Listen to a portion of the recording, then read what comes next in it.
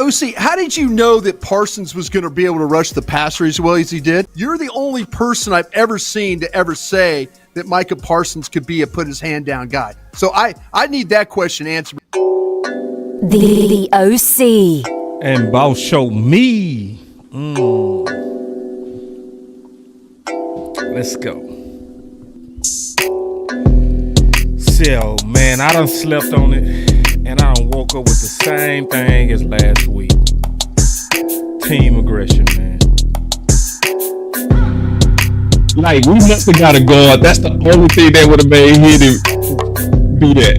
That's it. He know. He know. Because he been watching Twitter, man. So, man, we came out with a tie, a draw. That feels like trash. Nobody should feel good about that. But it's some lessons we can learn from it. We gonna talk about that. But more importantly, how to win it all. My reefer with Henny and Coke. Please don't be stingy, got plenty to smoke. Show up and act up and back to the crib. I do not stun, I just rap what I live. Seem like they doing the most for the clout. Did what I said so they know what I'm about. Show up and act up and back to the crib. I do not stun, I just rap what I live. Boss, show me. I will. Because we was worried. We don't have CeeDee Lamb. We don't have Booker. And we still almost beat them dudes. What they tell you about you? Shot it. Fight for, see, that's how to go out. Don't go out, just sit back. Yeah. Oh, I'm gonna take Matthew Golden. No, fight for, you want it physical. You said you want it physical. Fight for it. Seem like that's gonna be this year. Gotta fight for it. It ain't coming easy this year. The league catching up. We gotta be aggressive, man. We have to be aggressive. Oh my God. Somebody else said It's It is. Boss Cowboy Sports, where your voice matters. Man, where your voice matters.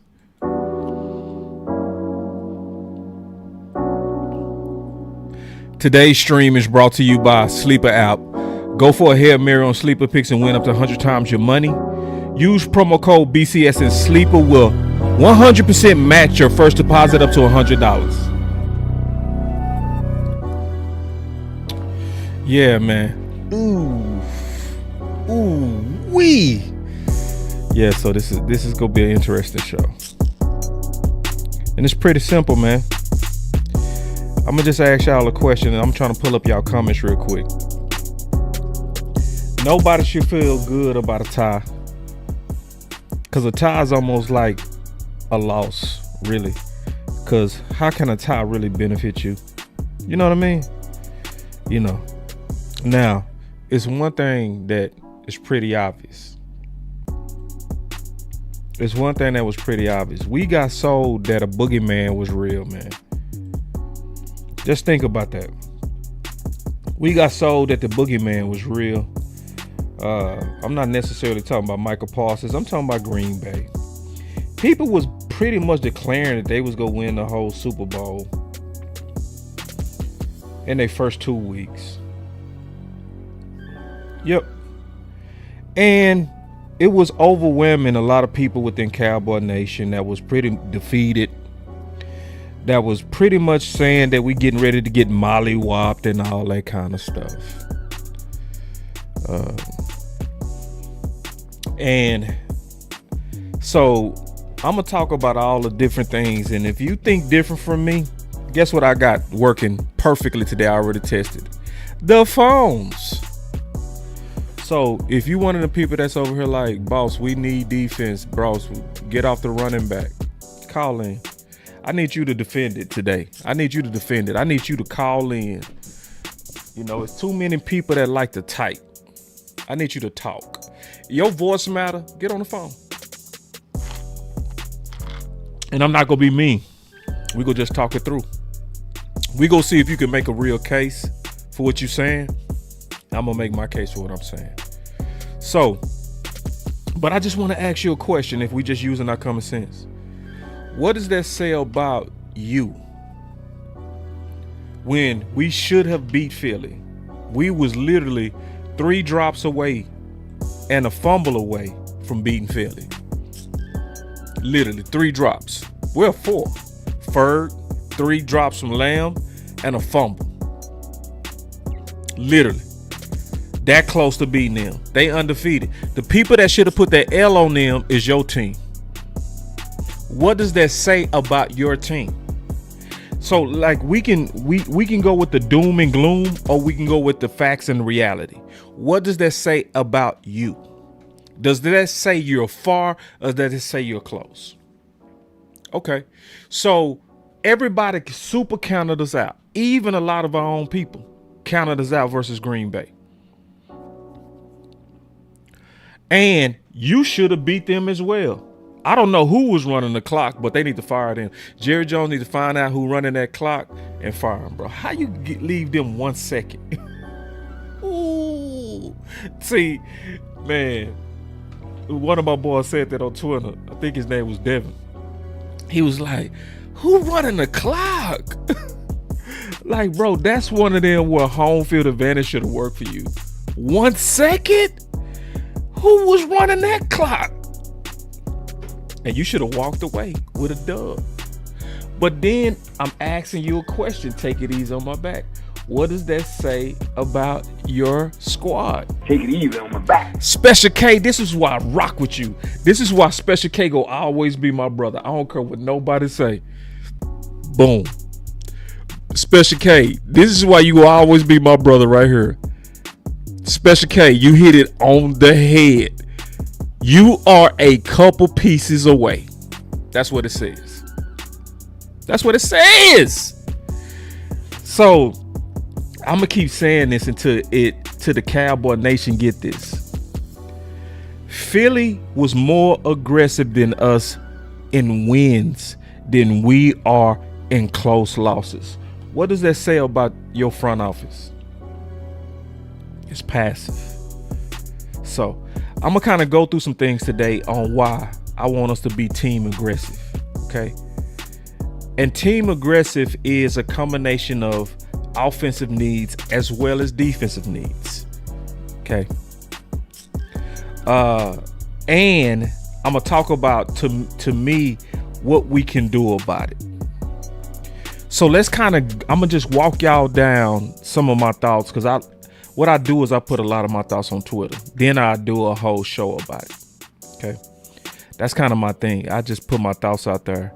But then I talk through my thoughts in detail when I go live. Okay. So the first thing I want to say, as we kind of evaluate the recap of what just happened with Green Bay. Okay. So I want everybody to listen and listen closely. The next 2 games are the most important games for the Dallas Cowboys. This game was important, but the next 2 games is even that much more important. If Dallas does not win the next 2 games, our passive front office, who are already showing that they're passive, will be even more passive about a trade to put the Cowboys over the hump. And guess what else they gonna do? They're gonna waste Dak's MVP performances. So we gotta be within striking distance, because I don't think our front office got the nuts. Now, they did it before, though. They did do it before. When we was in 2018 and we was 3-4, that's when they made the trade for Amar. 3-4. So we need to be circling around 500. We need to be circling around 500. If we circling around 500, I could see the Dallas Cowboys making a move. But see, this is the truth though. I was confident that we was gonna beat Green Bay. I was confident because I showed y'all last week. I told y'all I studied the art of war. And what is one of the top things they teach in the book by Sun Tzu, a military Chinese general? And they study him at West Point. They study him in business school. They study the strategies of the art of war. And this is how you really, in my opinion, should assess teams with the Dallas Cowboys. Your Dallas Cowboys are at their best generally when they backs against the wall. But that's also most teams. That's when most teams are scary. It's not when they front runners, generally. He said, boss, you know you efficient in the hood. Appreciate that, big dog. Appreciate that, Special K. So this is to me how we have a chance to attack this, okay? And I want y'all to really hear your boy boss out. I'm gonna just walk y'all through this, okay? We have a chance to attack because we have a lot of teams that's losing. And then obviously I'm gonna do a lot of work on this list. Y'all gonna see me do a lot of work on this list. And we go do it together, okay?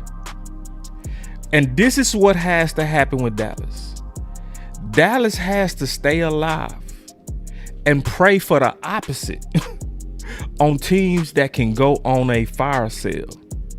So we can't die as we're hoping teams die. So the fire sale teams below that can help with edge, running back, and maybe safety. Cause see, we got a lot of corners coming back, y'all. I know people say corner, but to me, you gotta always look at the inventory. You gotta look at the inventory. We got Seatbelt coming back, coming out of year 2. We got Butler coming back. We got Revel coming back, right? We got at least 3 corners that's gonna be coming back. Diggs is gonna get better as the year goes on because remember he had no training camp. So that's important to know that eventually he gonna start getting his legs back. Right, because basically he was just thrown out there. Now, a whole lot of people not going to take that in consideration. But if you actually being football smart, you should and you would. Right. So corner is something that could get better over time. So, but these are the teams that's opportunities. So you're going to see me talk about certain teams and certain people. So people like potentially Breece Hall, right? People like Max Crosby. It's some people out there that can actually take us literally over the hump. We got to stay on the lookout for people like Trey Henderson, right? We got to keep our eyes on potential people that could come in and fit. People like Alvin Kamara. So now we're at that point of the season where we're starting to be able to drill down teams that could literally get us over the hump. Because again, I'm gonna say this again. What does it say when you was this close at beating Philly and this close at beating Green Bay? Should you do nothing, or should you just hang around the rim? Should you just continue to just hang around the rim? Yeah, like my boy Special K said, it means we're close. So we got to get out of this Debbie Downer. We got to stop believing the media who was telling us Green Bay was getting ready to spank us. And I was saying the whole time, and I never wavered on it from day one. I watched the Green Bay, and I said, bro, Green Bay ain't really better than us.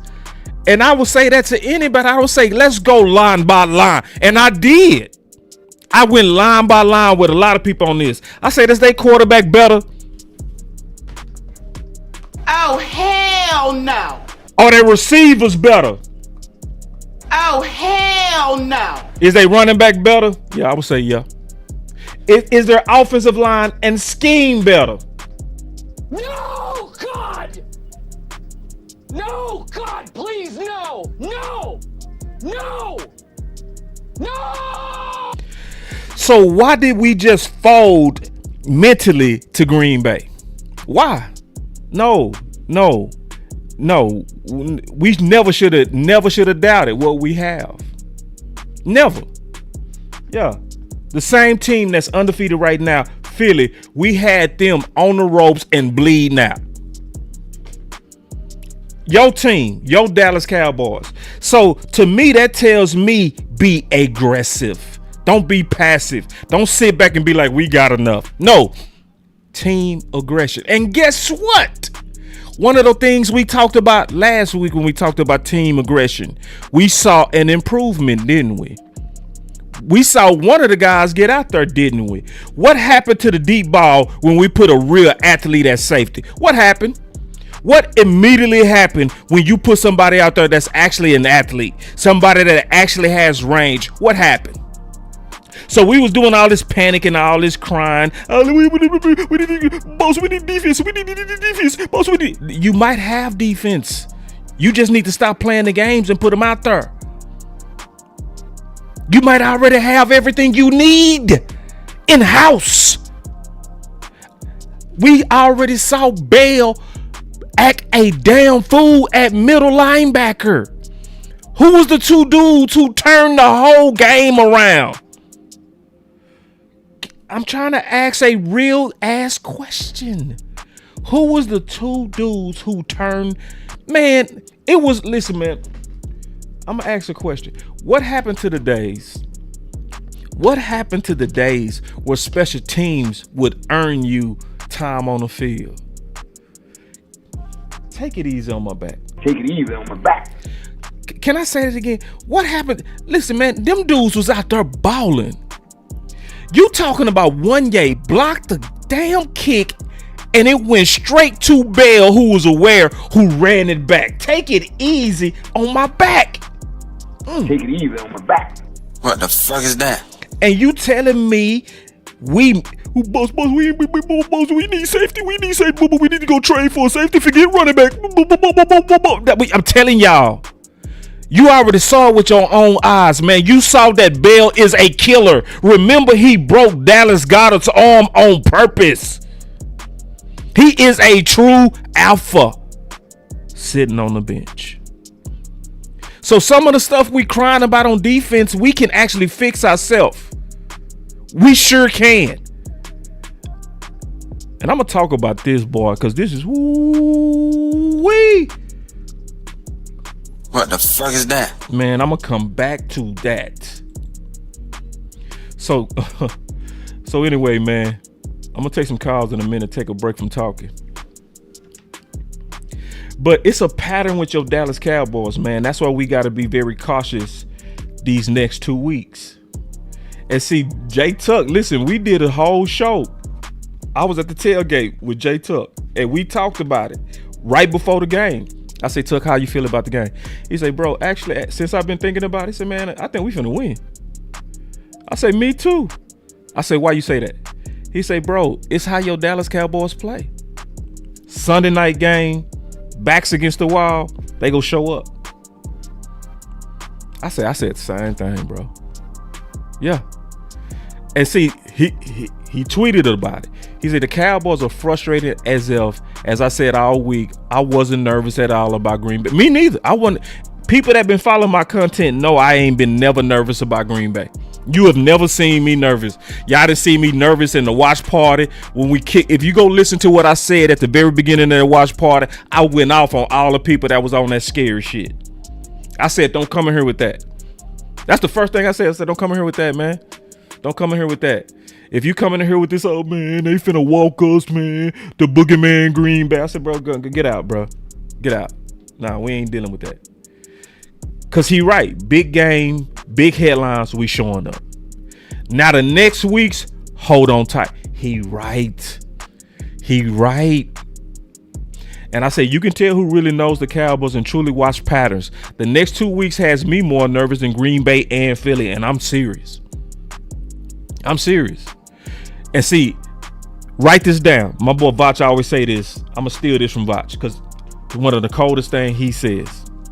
Write this down because it's going to be on the test. This gonna be on a test to see if you know your Cowboys. This gonna be on your Cowboys test. Do you know your Cowboys? So let me tell you if you know your Cowboys. When the Dallas fans are confident, get nervous. I'm gonna say that again. When the Dallas fans are confident, get nervous. And when the Dallas fans are nervous, be confident.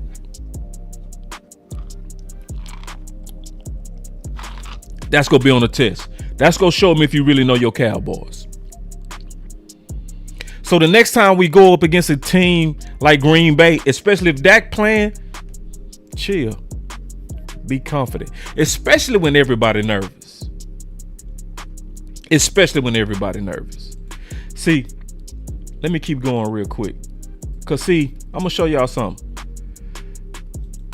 I said I learned from years of doing content about the Dallas Cowboys. When the Dallas Cowboys fans are overconfident, get nervous. When the Dallas Cowboys fans feel like it is over, get confident. Dallas is at its best when their back's against the wall. And I asked a question. I want to see y'all answer. Did I lie? Did I lie? Now that was before the game when I said that. Did I lie though? Did I lie? Huh? This ain't about I told you so. This ain't about I'm smart. This is about beat your damn chest sometime, bro. What happened to the Cowboy spirit? I'm gonna be honest, bro. I was so disappointed at so many Cowboy fans, bro. They had me hot, bro. Boy, I was like, bro, what is this? Everybody numbers down. Y'all checked out. People checked out. They wasn't watching our content. People was like, I ain't gonna watch the game. People folded to Green Bay. Now watch this, bro. Look at this. Now these are Cowboy fans. Look at this. Look at this. So are you confident right now? September 26th before the game. I said, yep. Yep. This a Cowboy fan. What he start doing? Laughing. So you got Cowboy fans trolling me for knowing my team and also believing we finna beat them dudes. So y'all know I was gonna be petty if we would've won. I ain't gonna do no petty show on no drop. I ain't gonna do no petty show on almost. That's why I told them you lucky. I said I was gonna flame the fuck out of you. But I did tell them turn in your star. Yeah. I'm talking about, yeah, I went right back in there and said, boy, you lucky, boy. You lucky. Because I swear, man, I took notes on all these type of Cowboy fans. Every one of them. Every one of them. Even if you wasn't a Cowboy fan. Shout out to my boy Law, because I even went at Clarence Hill. I went at Clarence Hill because I didn't like how he went at Law. I didn't like it. I did not like that. Because it's one thing to say we not favored, but he was going on and on like, stop selling opioids, you delusional, you smoking crack. Man, he was going, and all because Law was saying, I believe we can beat these boys. I was like, wait, what we doing? Then he was talking about, you a fan. It's like, man, don't disrespect my boy like that, bro. Don't act like my boy Law can't be objective, bro. We ain't doing that. We ain't doing that. I just didn't like the spirit in that, you know. And I know everybody cool. I'm cool with Chill.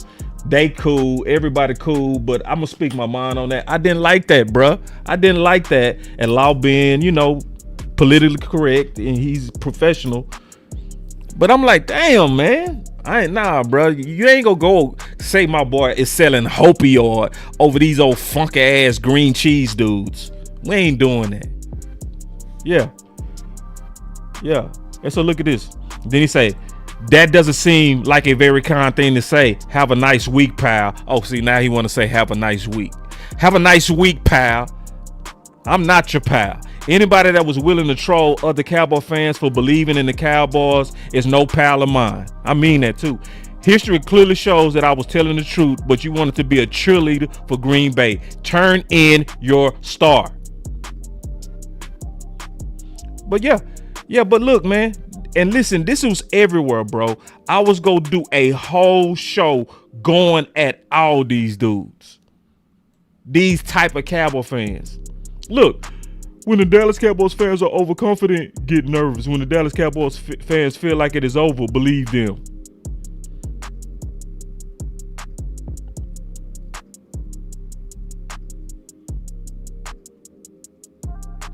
Now, would you want these type of people with you in a foxhole? And look at this Cowboy fan. I'm going to bookmark this and come back for my receipt later because Buddy has hit his astronomical level of delusion.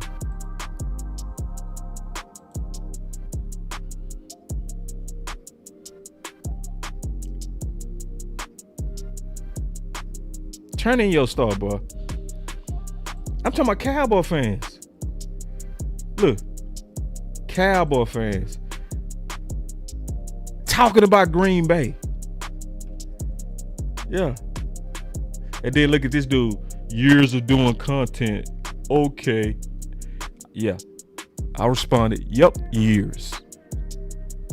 Look at this dude.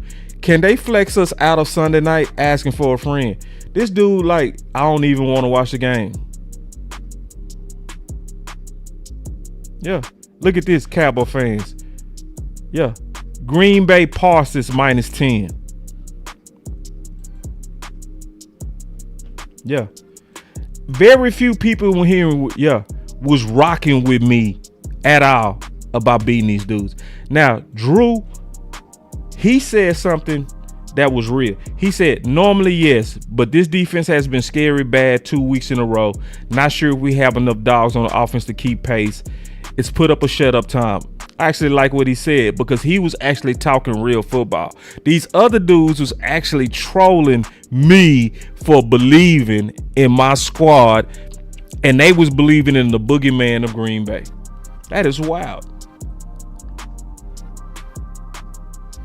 And see, my boy D.A. Lee said it best. He said, it's one thing not to believe in front office, but I would never root against my team. Yeah.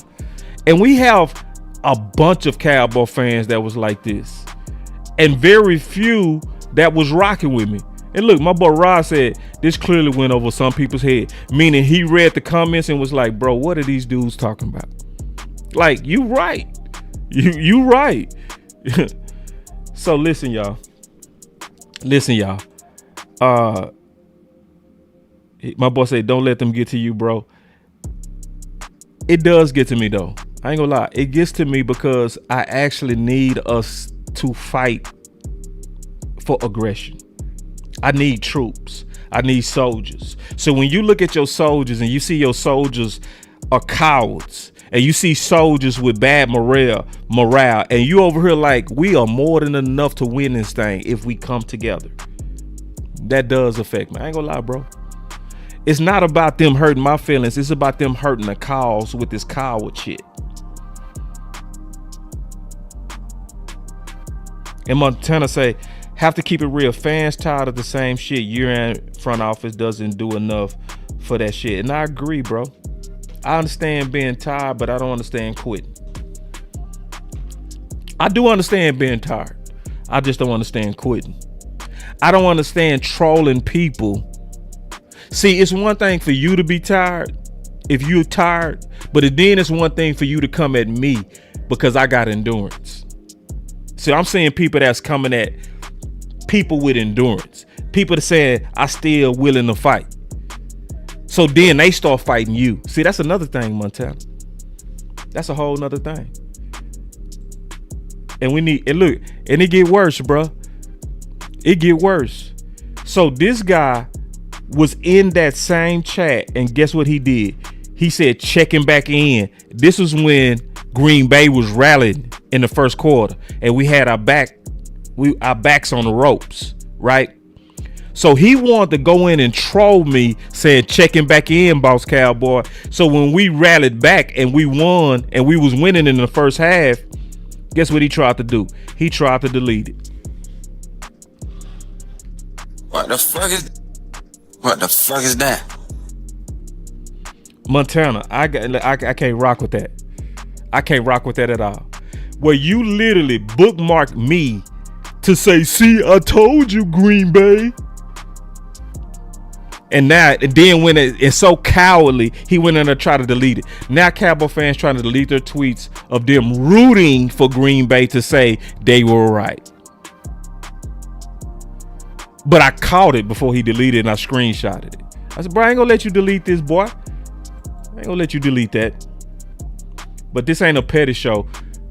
I do petty shows when we win. But see, I gotta change the vibe real quick because see, I'm seeing some stuff going on. I'm gonna talk y'all through my thoughts as we lead into why we need to be aggressive, okay? But I'm seeing some mistakes we making in the streets. I'm gonna talk about it real quick, okay? And stuff we need to do better at. So I want y'all to peep this right here, right? So we got some page called ML Football. And they looking at Trayvon Diggs right here, right?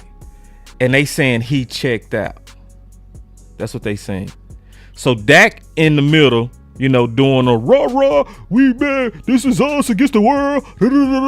You see Diggs clapping his hands, he chilling, right? He said, this is a brutal look for any player, especially a guy on $100 million contract. So they put the whole bullseye on Diggs, right? I want y'all to peep this though.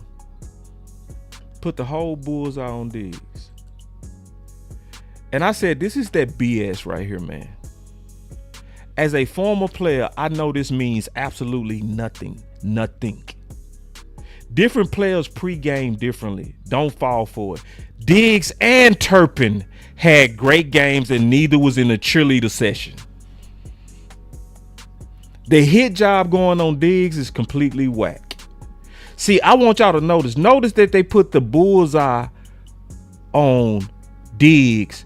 But if you are anyway observing, let me make this bigger.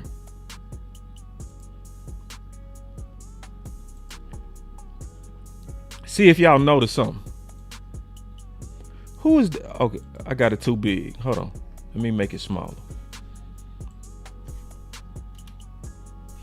Who is this right here?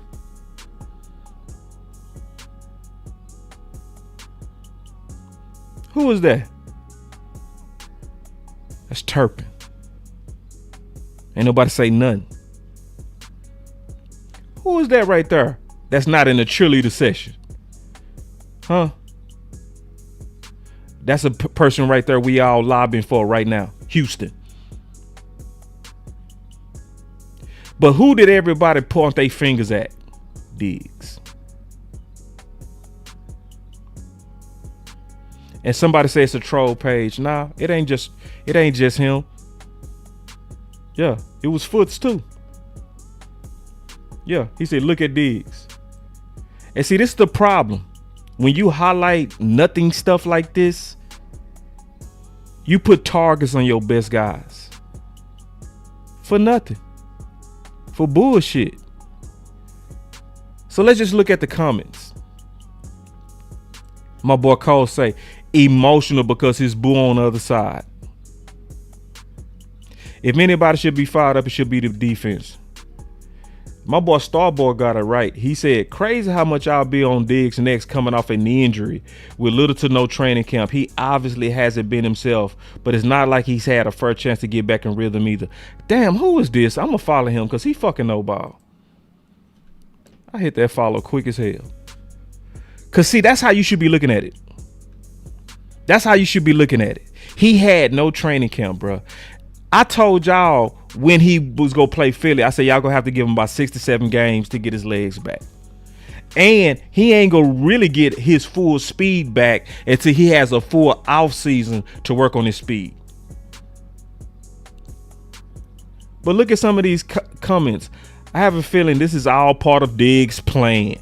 He's going to get released at some point due to his lack of effort and overall performance, but somehow end up playing like old Diggs. See, when you put the bulls on these boys like this, and look at this dude. He wants to be a Packer with Parsons. I'm telling y'all, it's just a matter of time. Somebody named Richard Smart. He say Turpin is the same way. Not everyone on the team is going to be into the big meeting. Thank you, bruh. Yeah. Not for long. What a joke. He's just hungry. Look at this. Get ready. See what happened when you put the bulls on your boys like that? Over petty shit. And I'll be telling y'all, man, ain't nobody better at killing our own than Cowboy fans. It's nobody better at doing hit jobs on our very best than our own people. And it be over. Micah Parsons walked in there with some nachos. He's not a leader. He laid on the table. Dak. And we shoot at everybody, bro. It ain't just Diggs. We shoot at Zeke. We shoot at Dak Prescott. We shoot at Diggs. We shoot at Micah. We shot at Amari Cooper. It's us, bro. It's us. Now, let me ask you a question. Who was one of the main people who turned the momentum of that game? This guy. This guy right here. This guy named Diggs. That guy walking, clapping his hands. People expect him to be in the cheerleader section. It's like, I'm going to tell you as a former player, bro, everybody get ready to play different, bro. On some games, I would have been all the way in the circle with Dak. On a game like this, I probably would have been off to the side too. You got me not getting my reps. Yeah, Diggs' interception was one of the main things that turned the momentum of that defense. Even though it didn't count, you saw the defense playing different from that interception. Who was the guy that was coming up making them tackles in clutch situations? The one that Foot's laughing at over body language. Over something that means nothing.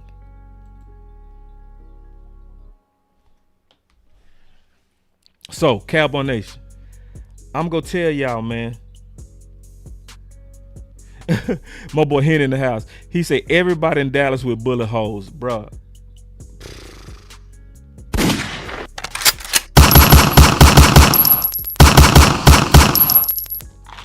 You be your own people. And let me tell you something. A lot of times we do this, bro, because it be our egos. We be trying to be right. That's why a lot of people actually fighting the running back campaign, because now it's personal. It's a competition of ideas now. It's people I want to show boss he's wrong.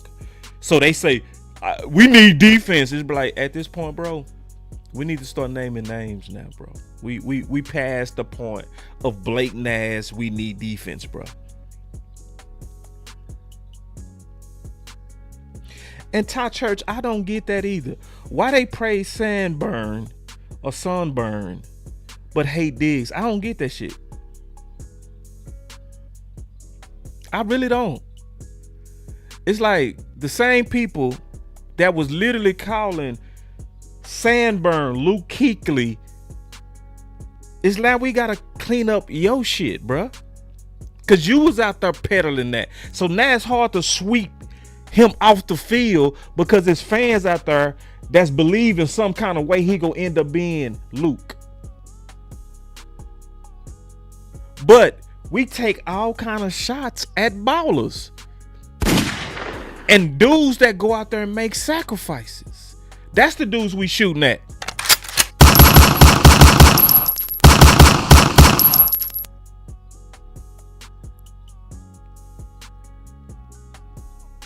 Oh, I hope you lying, D.A. Lee.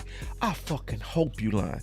He say Sunburn. He talking about Sanborn getting praised like crazy from 105.3. Oh, fuck. What? Bro, ain't no way. Who on the fan is pushing for Sanborn?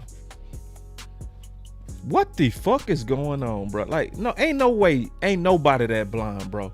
Like, anybody with basic eyes, you don't have to have good eyes to see he does not belong in the NFL, bro. We trying to make it like this hard to see.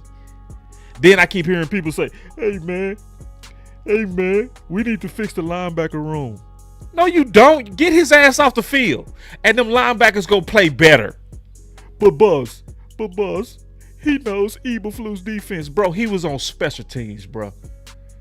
Why are we overselling this dude?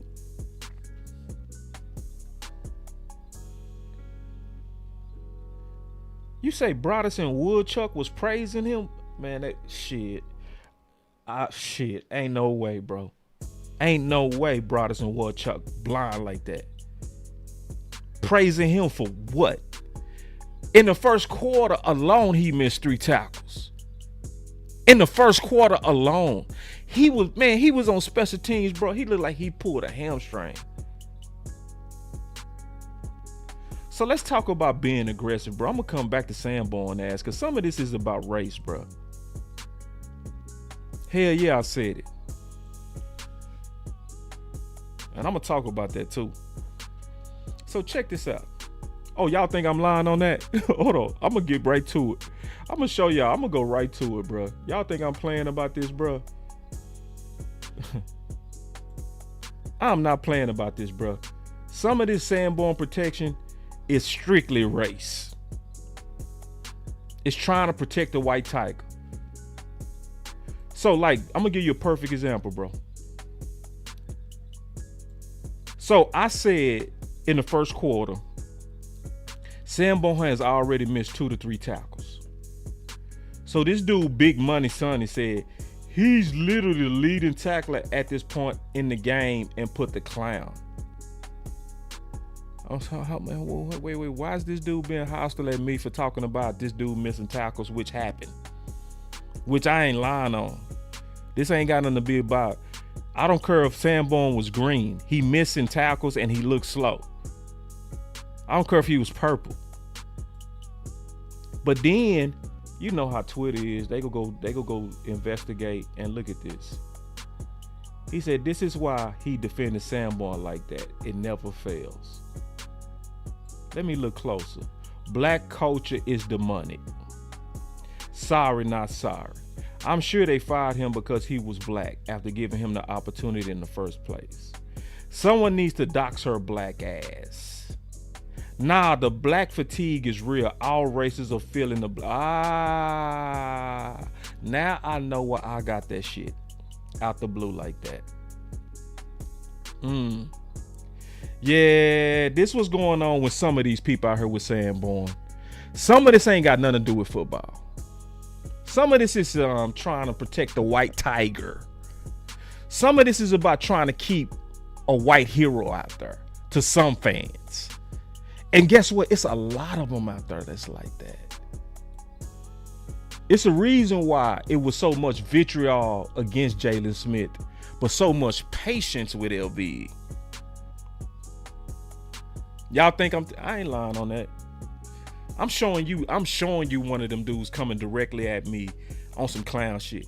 And then they out there doing this bullshit, which is clear bullshit right here. Listen, find the difference between these two. Man, say, bro, listen, don't you ever in your life disrespect Jalen like that. Like, I know people had their critiques of Jalen, but Jalen with 2 drop knees is better than Sanborn.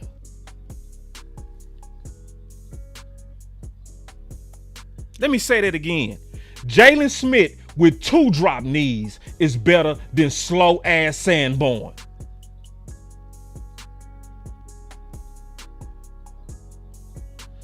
Yeah, my boy, Daily Heaven. He said, Boss just got through watching Sanborn with Lou Takes miss tackles 10 times on him, bad at every. Bro, go watch him versus the Giants. I watched him in one game miss 7 tackles, bro.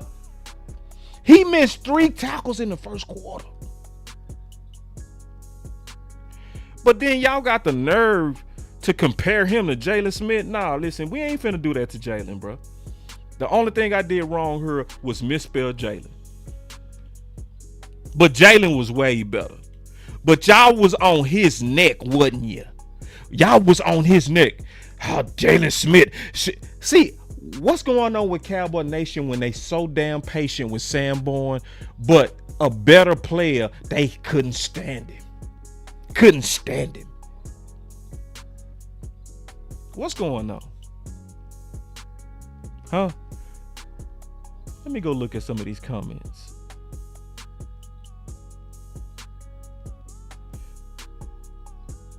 Look at this bullshit. In his prime, sure. After year 2 of his career, they were basically the same player. You're a damn lie. You're a damn lie. Jalen will be better than Sanborn off the street with a 6-year break from football. Yes, Montana, you right. LVE is way better than Sanborn. LVE was a damn good athlete. Shit. He just hurt his neck. That took the sting out of LVE. Boy, that LVE had upside. If it wasn't for that neck, boy, that boy LVE was finna be a dog. The Wolf Hunter has something. It's just a neck, man. It's like, and I appreciate the Wolf Hunter for giving it another go. Because me and West Coast was talking one day, and it's like, bro, LVE, bro, do you know how you got one neck, bro? It ain't like an eye where you got two. You know what I'm saying? Or an ear. You got one neck. And you playing linebacker.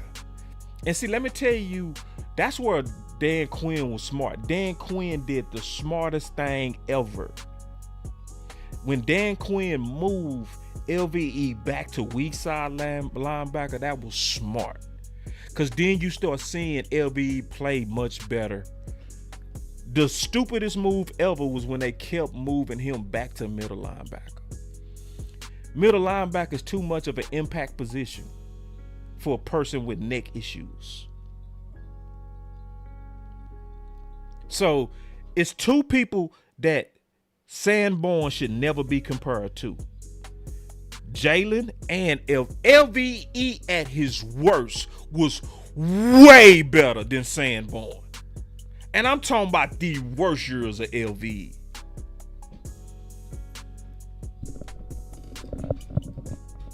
Way better. And I said the same thing, Randy. He don't belong in the NFL.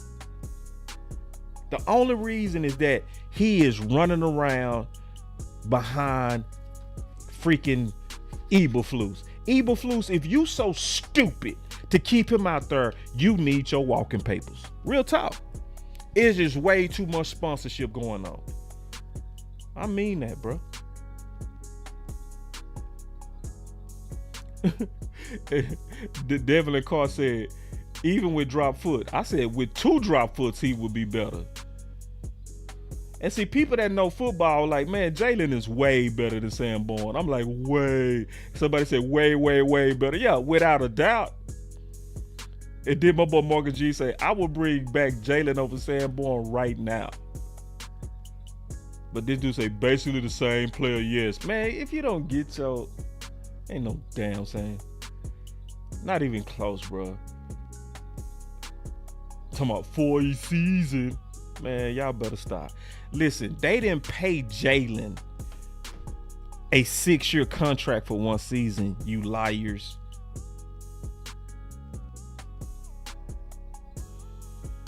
And some people asking me, well, how can you fix it? And look at this dude. You insulted him but not spelling his name right. Yeah, my bad, bro. Let's talk about the player. My bad. And look at these dudes. Jalen. Now let's talk about the play. Yeah, I misspelled it. It's cool. But let's talk about this old whack-ass comparison. Before he got paid, see, here go Oklahoma guy again. Here he come. Yeah. So listen, y'all. Listen, linebacker might be okay. You just got to get his ass off the field. Get him off the field, bruh. And if you was the one out there calling him Luke Kuechly, you know who you are. If you was out there calling him Sean, I see another Sean Lee. See, that's that pandering ass content, bro. See, that's when boys be wanting subs. That's why I hate the offseason, bro. In the offseason, boys be saying the dumbest shit. And they know what they doing, bro. You ain't that stupid, bro. Ain't no way you that stupid.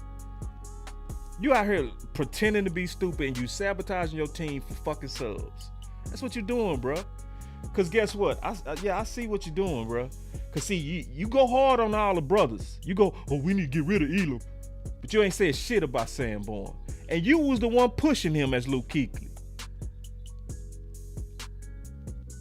So we trying to clean his ass off the field, and we can't get no help from the people who put that bullshit ass, fake ass comparison on him, bro. And I was saying from the get-go. Oh, hell no. I said from day one, I said, Luke, who? No, God! No, God, please, no! No! No! No! But our fans in the offseason, they be wanting that optimism so much that they'll let y'all sell them any kind of dope, any kind of stepped on hope dope, and you will sell it to them. Man, you ain't no different than a crack dealer, bro. I can't listen. I already know, man. There's some people, bro. I swear to God, bro. I swear to God. I know I ain't never doing content with some of these dudes again. I promise you that. Cause I swear if we show up in the same place, bro, I ain't gonna let this shit slide. You could be like, nah, bro. Nah, you put out some whack ass shit, bro. You put out a bunch of stepped on dope. Yes, you did. You got Mike Fish out here selling better crack than you. What'd he say? That straight dope? How Mike Fisher, no football playing ass, know more than you?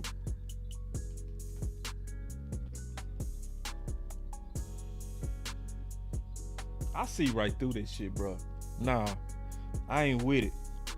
I ain't with it. These cats be literally sabotaging their own team for subs.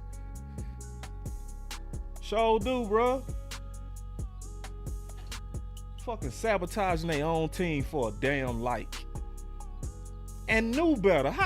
Man, I looked at Sanborn day one, bro. I looked at this dude film. I looked at like 10 games on him, bro. It was literally no action, all special teams.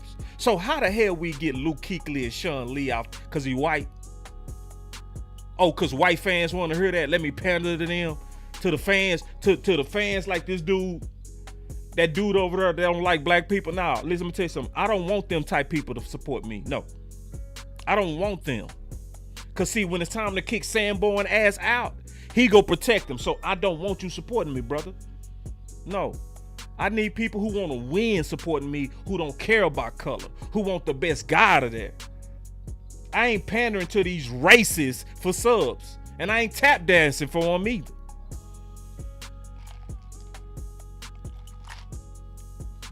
Boy, I'll be straight tap dancing for growth. Man, hell no, bro.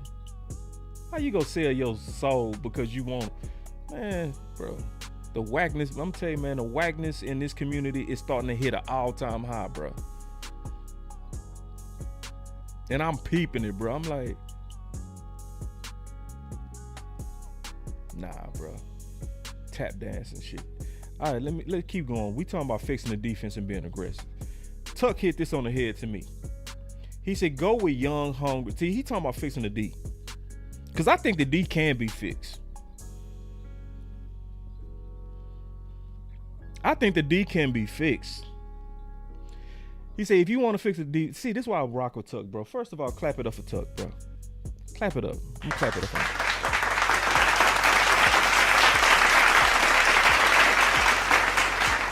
And then Randy say, I'm white. I don't care about color. I'm team. It should never be about. Exactly, bro. It should never be about that. We shouldn't be rooting for players because they black. We shouldn't be rooting for players because they white. We should be rooting for the best player, regardless of color. Shout out to Randy. Appreciate that, Randy. If you want to fix the Cowboys defense this year, go with young and hungry. Man, Tuck, man, that's some poof. Unproven guys who gonna go all out, man. Take it easy on my back. Take it easy on my back. James Houston, Take it easy on my back. Morris, Mr. Nasty. Shamar, Take it easy on my back. Bale, Wanye. He ain't lying though. He ain't lying. Yeah, and see, look. And see, and I said, especially at safety and James Houston. Oh, absolutely. And see, I want to say this. We are trending in the right direction. See, we are starting to trend in the right direction because you're starting to see Morris Louis snaps going up. But see, it's a stench of politics still. It's taking too long. You are sabotaging yourself. So why does Morris have to earn it? And you just gave it to Sanborn. Can somebody explain that to me? What did Sanborn ever do to earn middle linebacker? But Morris actually was starting last year when Overshawn went out. So this is my message, man. Y'all taking too damn long. Y'all are dripping the guys up that should be. You should rip the Band-Aid off on some of these dudes. Yeah, you trending in the right direction. Like Nick Harris said, Cowboys linebacker Morris Louis defensive snaps count in the first 3 weeks is 23. Defensive snap count in week 4, 29. I'm happy. But fuck, you need to do more than that. It's trending up. No, bruh. Go on, pull the Band-Aid off. And yeah, look, this is another one that's trending up slow. That should be trending up much faster. James Houston continues to shine when given the opportunity. He has consistently seen his snap count increase in the first 4 weeks, and this will help keep that trend going. So, I'm cool with a trend, but bro, rip the Band-Aid off. This dude been making plays since preseason. And we act like we stupid. Oh, they're true. I ain't talking about Nick. I'm talking about just like these damn coaches, bro. In front office. Like just stupid as hell. This dude making plays every time he out there. He's starting to trend up. We starting to give him slowly more and more and more. And we starting to lose more and more and more. Get your best guys out there, man. Fucking Dallas on this fucking politics and sponsorship bullshit. He's a sponsor. Who's the sponsor? Sponsor, man. Fuck sponsor, man. Play the best guy. All this, he got sponsored by this coach. This coach like him. Hey man, he can't do nothing, man. That's Matt Eberflus guy. Hey, that's Sanborn. Hey, you know Matt Eberflus like him, man. Hey, he has a sponsor.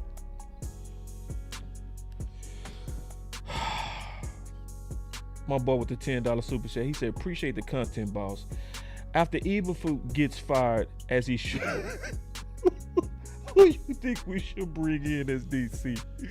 Bro, I'm really hoping he don't get fired yet, because if he get fired, that means the season over. I don't even want to talk about him being fired. I want to first talk about fixing him. So I want to put that pressure on him to get the best guys out there. That's the first thing I want. I'm being all the way honest with you. But to answer your question, we need to do on defense in the offseason what we did on offense. The first thing we did on offense is we aligned everybody to Brian Schottenheimer. That's what we did that was different. Another thing we did on offense is we went with the qualified guys with proven resumes, but they were strangers. But they had proven resumes, like Clayton Adams, like their offensive line coach. They didn't know them guys, but they knew what they was looking at from the film. And they picked strangers, qualified strangers, over friends. See, Matt Eberflus, he went and got his guys. See, we need to go do that. We need to go get guys that got a track record that you can clearly see they made a difference from their coaching. That's what we did on offense. That's why our offense is what? Rolling. That's why our defense is what? Fart noise.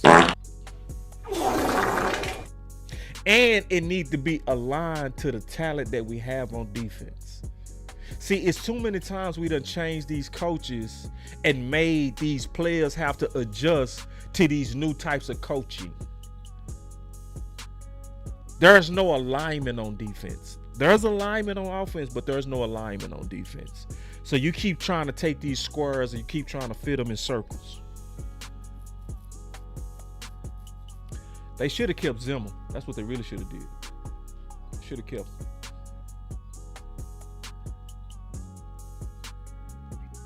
So I'm just giving y'all all the things from the game real quick, and this is what I'm gonna say. Cause I've been seeing some people out here, man, they don't need to play. They don't need to play lure foul. They don't need to play lure foul. They don't need to play him because he made a bad play. He missed a tackle in the fourth quarter. They don't need to play him. Let me tell y'all something. And I mean this, bro. A real coach will forgive a bonehead play if that player's out here doing shit like this. See, plays like that change momentum, bro. Plays like that wake up a dead defense. See, this is what you want. And I mean this, and I'm gonna say this from the rooftop.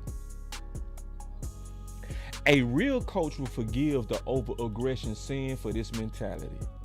I'd rather have to slow you down than to have to speed you up. I'm gonna tell you a true story, bro. This happened. My first game on varsity when I was playing at Dallas Cowboys was versus a team that we lost the year before in the playoffs, DeSoto.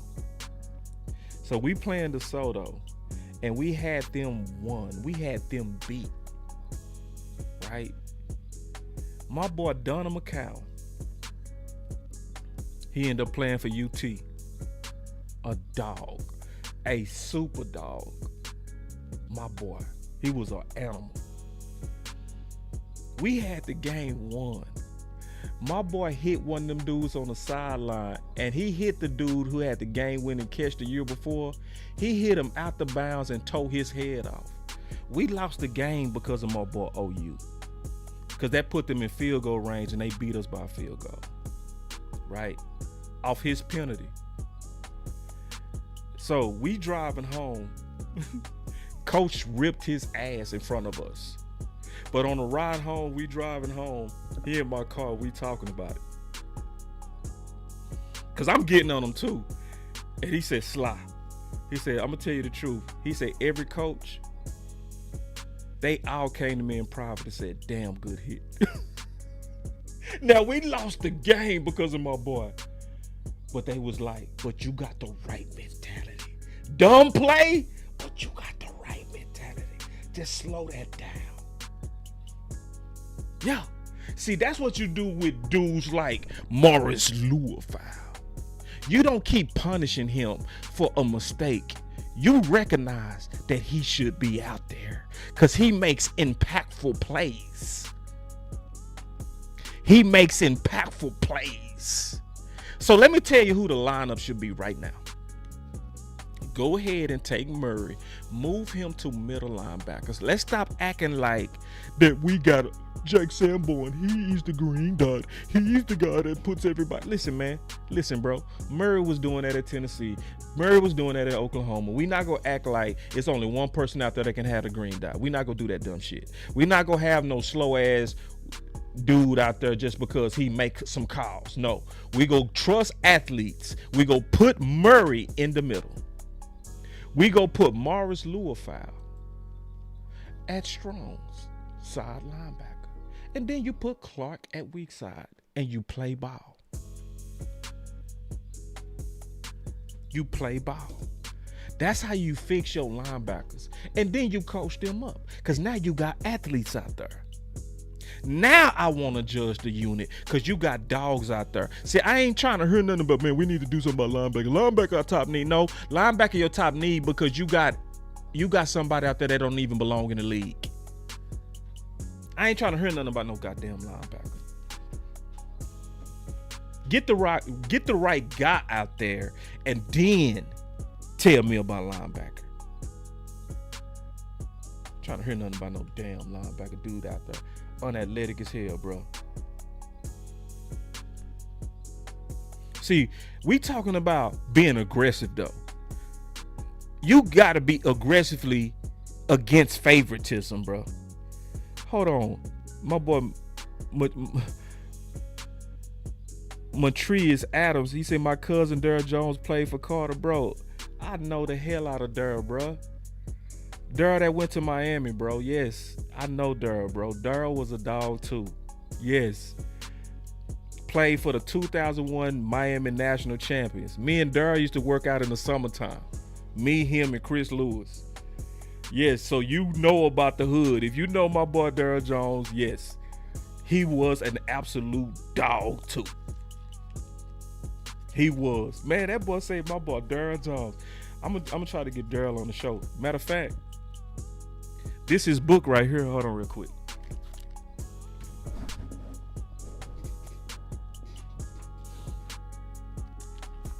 I'm talking about, listen, man, I played with pure dogs, bro. Pure. This is my boy Darryl Jones right there. He a pastor now. And I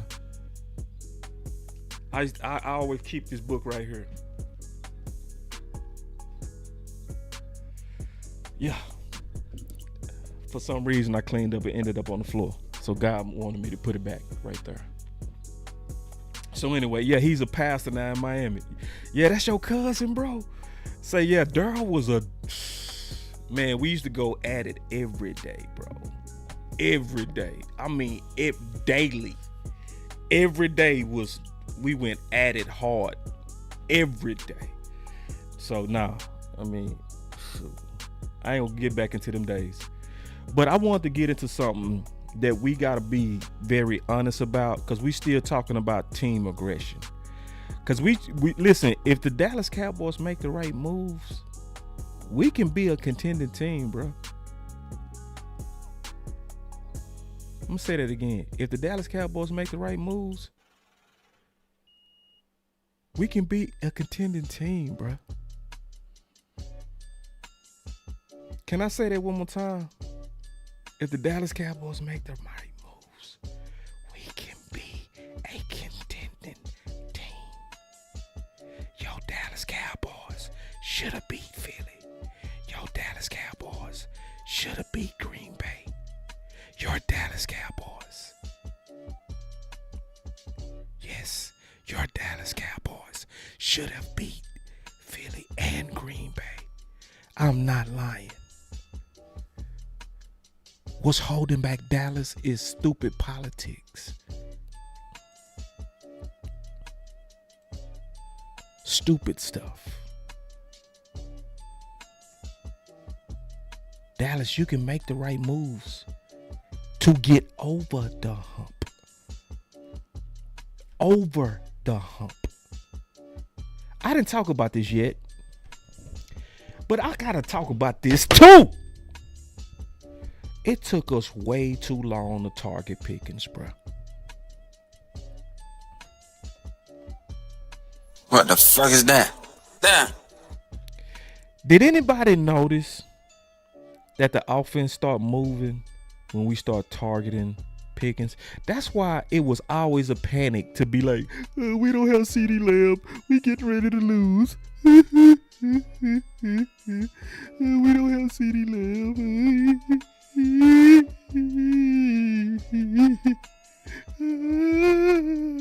Green Bay, the boogeyman is gonna hurt us. I'm gonna open up the phone lines, bro. Oh, God, the boogeyman, Michael Parsons, is gonna sack Dak to death. Oh, poor Dak. I got you, CJ. I'm gonna open up the phone lines.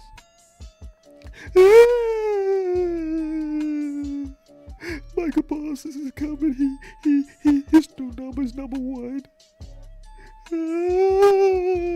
Man, we already had a number 1, bro. We didn't need CD, bro. What the fuck we talking about? Now, Cowboys, this is what I need y'all to do, bro. I need y'all to treat him like you would treat CeeDee Lamb. Can you do that for me? Because, see, when it's CeeDee Lamb, you go spam him. Can we be honest? If I'm honest, or y'all gonna take it easy on my back? Take it easy on my back. Huh? If I'm honest, or y'all gonna take it easy on my back?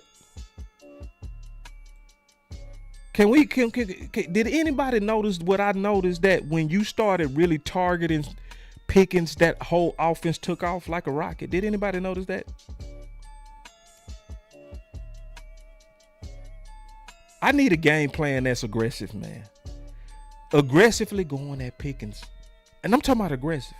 I don't care if he dropped the ball. See, this is what I don't listen. See, you let CeeDee Lamb drop all them damn balls. You kept going at him, did it? You see, Pickens dropped one slant and you stopped going at him. Now you want to spread the ball around. I ain't trying to hear that shit. Am I telling the truth? Or y'all gonna take it easy on my back because I'm telling the truth? Take it easy on my back. Can y'all spam him like you did Lamb? Cause see, that's gonna send a message to Lamb too. Don't y'all want? Don't y'all want? See, do y'all want him like how he was talking about? Hey man, man, I hope Michael Parsons don't get in our backfield in 2 seconds. No, we needed to show Lamb that we can win without you. That's gonna make him come back hungry. Don't make him come back feeling like he needed.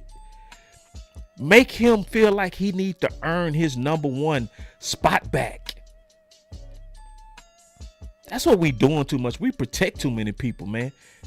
The fans do it too. We be protecting people. It's all we do is protect people. Oh, man, we don't need RB1, man. Man, we got Blue. Oh, we don't need RB1. We got Muffa. Boss, come on now. We protect people too goddamn much, bro. What happened to having pure competition? What happened to the days to where T.O. could take Jerry Rice's spot? Now we go protect CeeDee Lamb. No. It's safe. You can drop all the balls you want, and we go keep targeting you because we put 88 on you. We have to target you because you're one of our 88s. Nah, bro. Nah. We saw what happened, bro, when you started to target the other number 1. Yes, Lamb is that dude. I agree. I definitely agree he that dude. I absolutely agree with that. But I want to make him even more that dude with some. I want him to have to fight for his number 1 spot. I don't want it to be given. I want him to feel like Pickens is trying to take it. Don't you think that's going to make him rehab harder? Don't you think that's going to make him hit that jug machine harder? That's what competition does. Spam him, bro.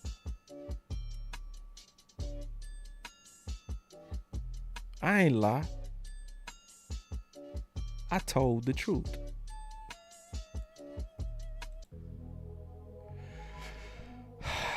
But I got to deal with this, man. This going to hurt some of y'all feelings, bro. But somebody got to tell you the truth. You can't handle the truth. You want answers? Somebody got to tell y'all the truth, bro.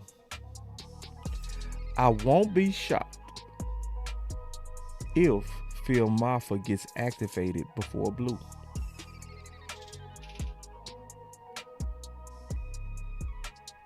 Shotty has a type. Ooh, I know I hurt some feelings when I said that. Ooh, I can already tell some people got mad when I said that. Because see, Blue, once again, these embellishing ass content creators got people thinking he doing Tony Dorsett and Gibbs and Kamara. We talked about all his upside. We never talked about the risk of Blue. That's when I knew it was some bullshit. Like when I was listening this offseason, bro, I ain't lied. I was listening and I was watching and I was like, damn, ain't nobody talked about his fumbles, bro. Ain't nobody gonna talk about the facts that he was a fumbleaholic. It was all, ooh, that speed, home run. He is Gibbs, he is Kamara, he is Christian McCaffrey and Dorsett mixed together. And I'm looking at his film, I'm like, nah, I don't see that shit. I see a gadget back, but I don't see Gibbs, Kamara. Nah, I don't see it. And I ain't hate. I want him to be what y'all been saying he is. A lot of people, man, we don't need another running back. We got Blue. Bruh, let me ask y'all a question. What running back is not active by week 4? That's healthy.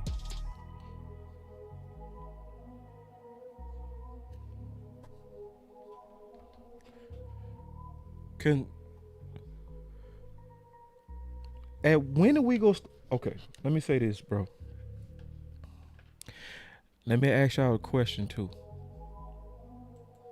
And this is a test, or you go put your Cowboys first. This is a character test for you. Let's see if you pass. If your head coach has a type, power backs, would you want blue forced on him? Will McClay, Tay. Will McClay. She asked who drafted him. I'm asking a real question, and I need a real answer from y'all. If you know your head coach has a type, and he likes power back, and he likes physicality, would you want something that doesn't fit his style forced on him?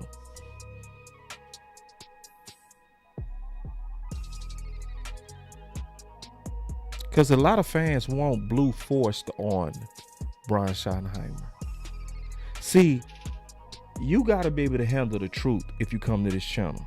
You can't handle the truth. You can't have no pet cats and let's see what blue can do. You want answers? The history of Brian Schottenheimer is consistently having power backs. That's why Maffa likely fits him better. Now, a lot of people been hearing me lobbying for another running back because I have common sense to know that neither Blue or Maffa is Kamara. I don't think that all running backs are the same. I do know that there's a difference in skill level that can make a much better room. And I'm gonna be honest, I don't even have to see a whole lot of Maffa. I already saw enough of Maffa to say he is no Kamara. I can say that right now. But if we just have to see it, I need them to get this shit out the way. I need them to go ahead and throw Blue ass out there or Maffa out there so we can go ahead and see it for ourselves. Because Cowboy Nation is really not trying to improve their running back room until they see their pet cats. And they not letting off that either. Even though I showed y'all a clear history that when teams got aggressive about running back, they usually went very far, very fast. And you say Kamara's not a power back, so why he more of a power back than Blue and Maffa? And he'll run just as good or better than Williams behind. Okay, this is what y'all gotta be able to imagine. Cause see, let's stop the cap. I need the capping to stop right now. I need all the capping to stop. This is where the capping is going too far. We are overdoing it with my boy Williams, even though he is balling. Even though he is balling, we have to have the vision to understand that if you put a better back behind Clayton Adams' run system and that offensive line, you are going to get better results. I'm just being honest with y'all. And even if I'm wrong, let's just say, boss, you're wrong. You're wrong, boss. You don't know football. You're stupid as hell. Even though you're the one that said don't panic on Williams. That I told everybody Williams fit Brian. I said it before the season started when everybody was shitting on Williams. I was the only one that was saying, no, bro, he fit Brian. His power style fits Brian. I got the clip. I can show you.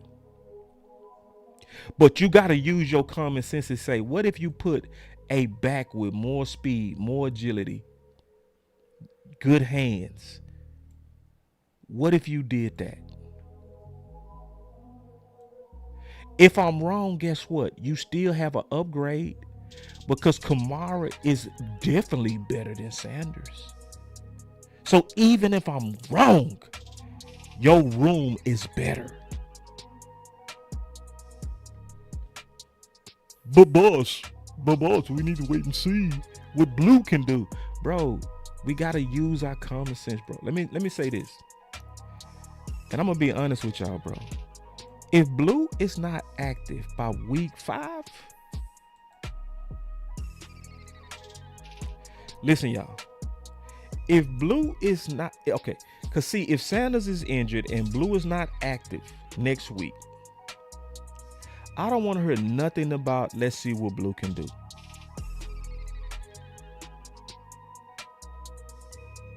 That would be believing in Santa Claus. Because the staff would be speaking super loud about their real belief in him, and they would be speaking about his professionalism. Do you want to be delusional? That's my question. Do you want to be delusional to be right?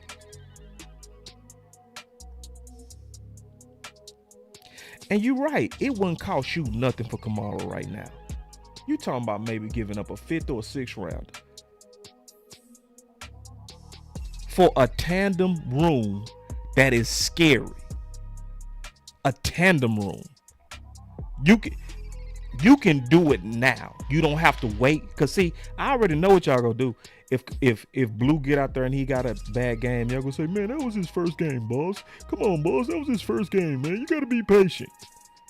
Y'all gonna be patient all the way up to the trade deadline. Then you gonna let the trade deadline expire.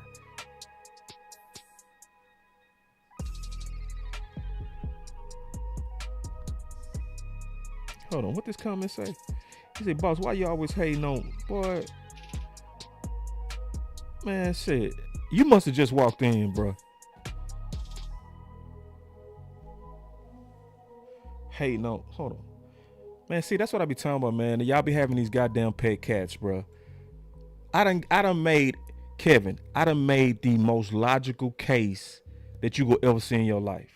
See, one day, you know what? I'm going to do what the other content creators do. I'm going to start pandering to y'all ass. I'm going to start lying to y'all ass. That's what y'all want. Because you know what'll make me do numbers if I was over here saying shit like, hey, man, why they hating on Blue, bro? Why they hating on Blue? Front office need to give him a chance. Front office need to give him a chance, man. Front office need to give him a chance, man. Why they hating on Blue? See, that's shit y'all want to hear. Y'all don't want to hear the truth, bro, because y'all can't handle the truth. You can't handle the truth. Y'all can't handle the truth. I've been telling y'all, look at the history of Brian Schottenheimer and his backs. Listen to his very words. He likes physical backs. That's why I asked y'all a real question. Okay, let me ask y'all a question. If you like, let's just make up an imaginary example. If you like Latinas, would you want me to bring you a white girl? Huh? Oh, hell no. If you like white girls, do you want me to bring you a black girl? No, God! No, God, please, no! No! No! No! But I'm hating because I'm telling the truth.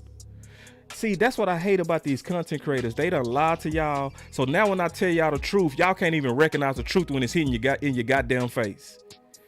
It is week 4 and they have not activated Blue. Something is wrong, y'all.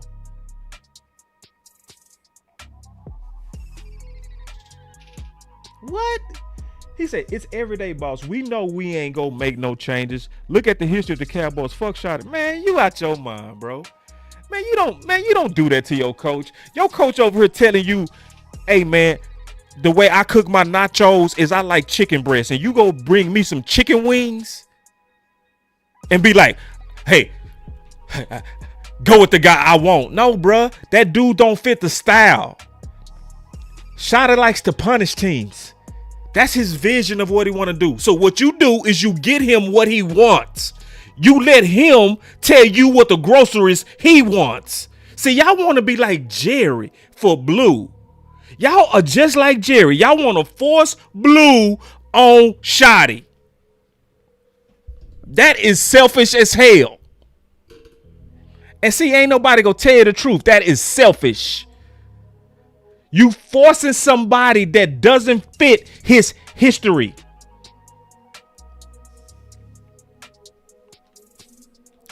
It's a reason why it is week 4 and he hasn't even been activated.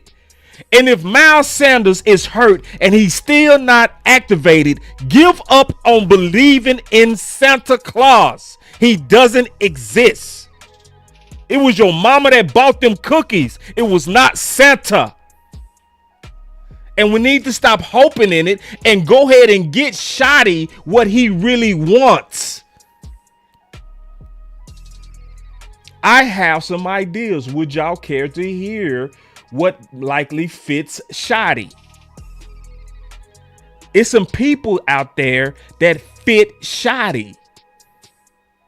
One guy that I strongly think they should look at that's on a losing team is Braylon Allen. That is now bringing him a Latina. He don't like white girls. He don't like white women. He has a Latina itch, metaphorically. He wants physicality. He's not looking for the home run type gadget backs. And it is not right for us as fans to be trying to force it. Go ahead and give him. He's not a Thunder Lightning coach. He's a Thunder and Thunder coach. And I'm one of the few that's going to tell the truth. I'm not going to kiss ass because the fans want to see the speed of Blue. I'm just not going to do it. And it's not right.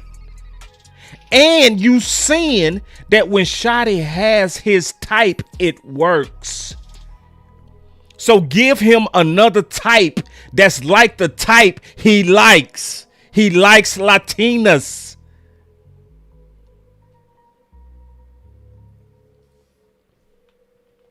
And I know my boy Sinful say, I would rather see Blue than Mafia. I get it. I would rather see Blue than Mafia. But at the same time, I can't be selfish. Because what we doing is we being baby Jerry Jones. Because all of us will be mad at Jerry for that. Why Jerry over here trying to force? Yeah, but yeah, Kamara's a gadget back with way more physicality than Blue. And we've seen Kamara lay some boom. And Kamara can tote that thing. Let's not be, come on now. Kamara is both. Let's not act like he just pure gadget. Man, come on. Let's act like we actually watch football now. We not finna try to make Kamara Blue. We not finna do that shit, bruh. Just because we want to see Blue, we gonna make up that Kamara and Blue the same. No, they not. Kamara's another level, bro. Another level of physicality, another level of agility. A guy that can actually tote that thing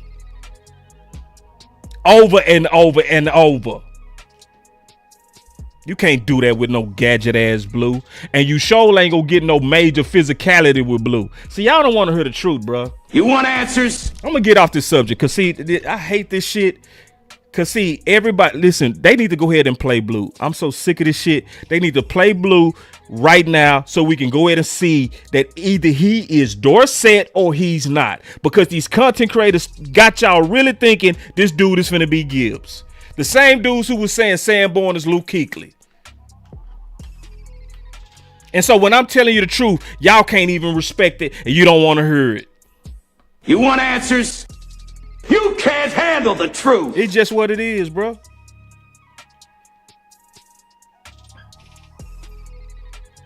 And let's be honest, bro. Y'all not honest, bro. Who played better between Deuce and Blue when they both played preseason 3? Let's see if you can be honest right now. Who look better running the ball? Uh-oh. I think some lies finna happen. Watch some lies come out. Watch these lies.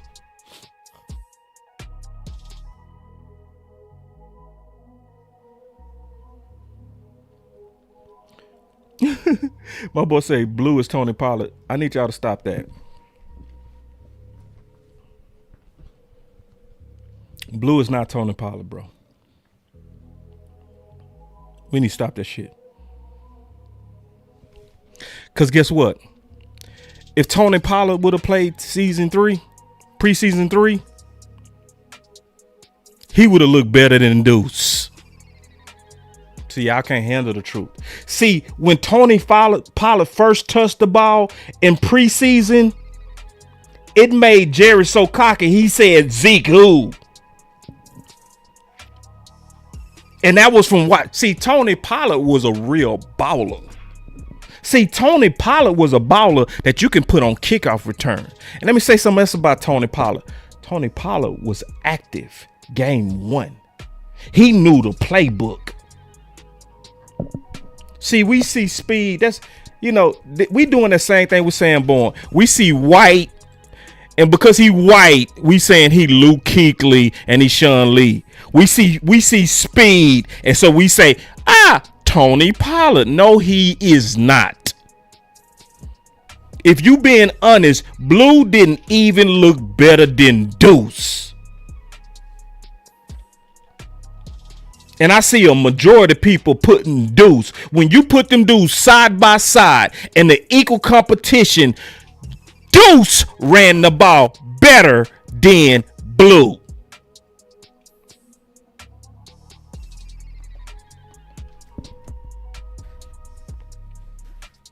They just need to play him, bro. They need to play him, bro, because I'm so sick of this shit. I need to know, is he really Tony? Because guess what? If he Tony does say it, I'm going to say, you know what? Y'all was right. Damn. Y'all was right. Damn, he's Gibbs. Fuck, bro. I just didn't see it. And I might be wrong, bro. I might be wrong. The difference between me and these other people, I got the nuts to say it.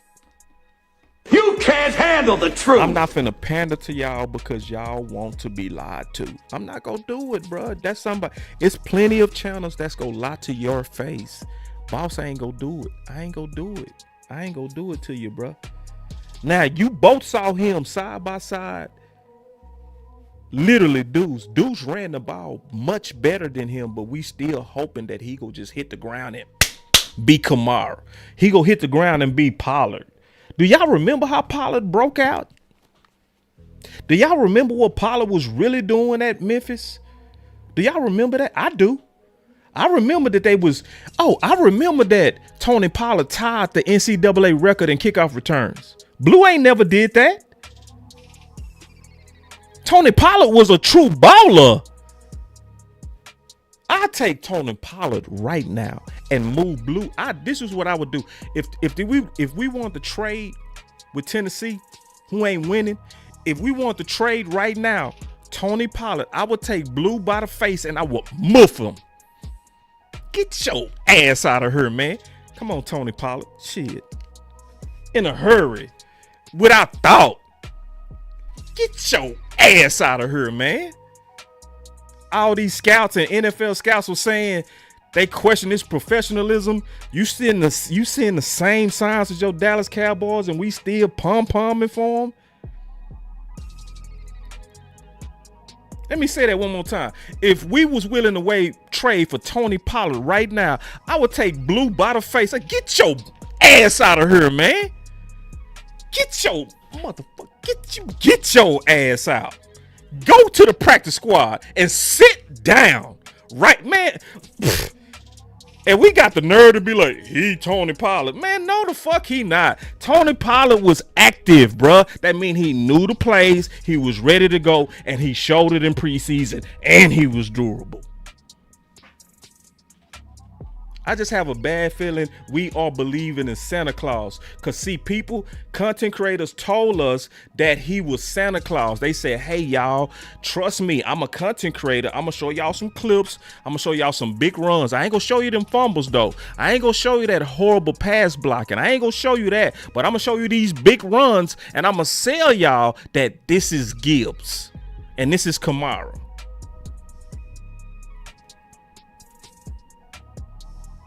And we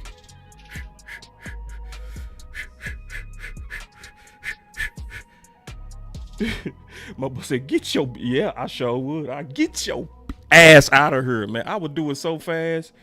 I'm talking about let it be where Tony Pollard trying to come back to Dallas. See what I would do to Blue. What?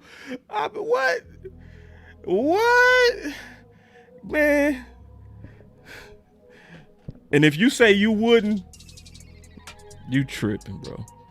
And you gotta ask yourself, why is it week 4 and we have not even seen Blue and he healthy? All right, man, y'all can't handle the truth. I'm gonna go ahead and move on, man, because y'all gonna start unsubscribing because I'm telling you the truth. Y'all gonna start unsubscribing. Yeah, Boss, I don't like Boss, man. I like Blue, man, but he hating on Blue. He ain't on Blue. Ain't hating on no goddamn Blue. I'm over here looking at it for what it is. Your head coach don't like them tight backs. It's been all kind of reports, even before he was drafted to Dallas, that he was going to have some professional issues. We likely could be seeing that. That's why Brian Schottenheimer said he's finally starting to get consistent and show us some consistency at practice. That means he wasn't consistent at practice, but y'all want to reward that. Y'all want to reward where your head coach said that he's finally starting to show. If he say if you say that about your kids, what does that mean about your kids? My son is finally starting to show some discipline. That means he wasn't showing discipline before. See, y'all can't handle the truth, bro. Y'all want me to kiss y'all ass? I ain't gonna do it. You can't handle the truth. I already talked about improving the defense. Smoke. I already talked about improving defense. I'll talk about it again, though. And then I'm gonna get on the phone and we go chop it up. If anybody got a problem with what I'm saying, call in. Yeah, I did fix my phones. The phones are fixed. I actually went and got the wire today. The phones are gonna work, and I already tested it. Jesse said, Boss, I even take Deuce back. Ooh, damn. Take it easy. Take it easy on my back. Damn. Now, I gotta say this before we get on the phones. I'm loving what I'm seeing, even with this body language right here. I'm loving this. And listen, yeah, let me say this real quick before I make my set. Listen, I know I'm passionate, bro. Don't take that wrong. Everybody, listen. I said this on Twitter today. I ain't got no friends when it come down to trying to win. I don't. Ain't none of y'all my friends. When it come down to trying to win, I'm gonna fight anybody. If I feel like you could be leading us in the wrong direction, I'm gonna fight you, bro. That's part of putting the Cowboys first. I respect that y'all willing to fight me. I respect that too. You know, so it's called a war room for a reason. We have to be willing to compete on these ideas, and I do compete on these ideas, bro. I also I'm humble enough that if you're right, I would say you're right. If y'all end up being right and Blue come in and he balling, I'm gonna do a Eat Crow show and I'm going to enjoy it. I'm gonna have me a big old thing of chicken. I'm gonna be eating it saying, damn, y'all was right. I was wrong. And I'm gonna enjoy it. I'm gonna be sitting there because guess what? If I'm eating crow, that means the Dallas Cowboys are better. So I'm gonna enjoy the crow. Just keeping it real. But just know, if you come here and I feel like you, or if you out in them streets and you saying some stuff that I feel like it's hurting my team, oh yeah, we go box. It's just part of it, bro. Because I have to put my team first. I ain't got no friends. I ain't got no cliques. Listen, I ain't got none of that. Everybody see the people I rock with. People know I rock with Lou. People know I rock with Landlord. People know I rock with Henny. People know I rock. Guess what? If I feel like they Tuck, everybody know who I rock with. Angie, Chris 214, Smoke One For You. All of these, Montana, man, D.A. Lee, all of these people, these my people. I swear to God, I would drink with them. I don't smoke no more. But I would have smoked with them. You know what I'm saying? I'll party with them. But say something I think you wrong on them Cowboys. What, excuse me? That's part of the game, man. So just don't take it personal. Because some of y'all take it personal. Y'all be, boss, who you think he is? Hey, I'm just trying to win, bro. So I ain't got no friends. Okoye my homeboy, but if I feel like he say something that's wrong, I'll be like, nah, bro, I don't feel that. I don't feel that at all. At all. And see, me and Koye, we can go back and forth like that. It ain't personal. I'll be like, nah, bro, I don't see that shit. Nope, not at all. But we respect each other like that. You know what I'm saying? And he'll sometimes send me his film session. I send him my film session and say, bro, did I get this right? Because we respect each other like that. And if he say, boss, you trip right there, I'm gonna go correct it. You know what I'm saying? That's just what we do.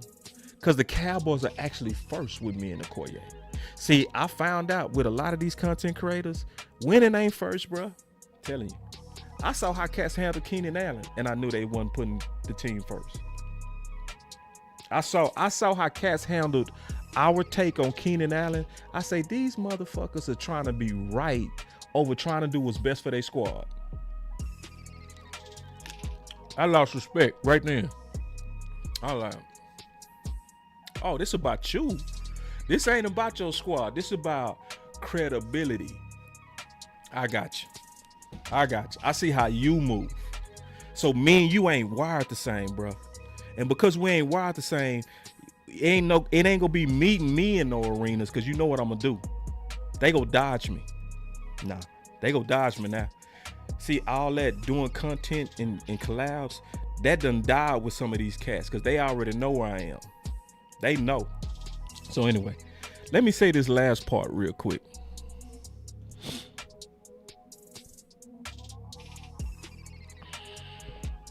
This is good news, y'all. This is fantastic news. Everything that I'm seeing right here is great. If Dallas is starting to embrace free agents, we will have a great future, y'all. You seeing Will McClay hit Clark in the chest. You seeing Stephen Jones pat him on the head. We all know historically we treated free agents like bastards. We know that. Dallas Cowboys, I need you to fully turn the corner and realize to embrace these free agents, because if you have, Dallas is finna hit a whole new level. Because I want y'all to realize that Dallas has been doing good with one hand tied behind their back. The fact that they went 12-5 3 years in a row by mostly leaning on drafted guys. If they are finally starting to embrace free agents, because just imagine what this should have been. If they would have been in their right mind, they would have been doing Amari like this instead of Michael Gallup. If they was in their right mind, they would have been hitting Bobby Wagner in the chest instead of LVE. See, because guess what? Clark is feeling like he's appreciated right now. And when have you ever seen Stephen Jones and Will McClay? Will McClay was the same guy that said, if you pick him, you got to play him. Are you seeing that right now?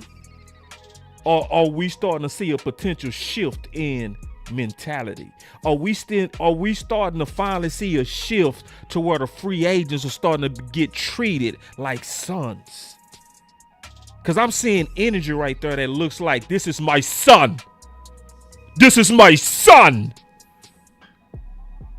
Boy, I swear to God, Dallas, if you have truly turned the corner against the Our Guys philosophy, because see, Dallas, you was always a couple of players away on those 12-5 teams.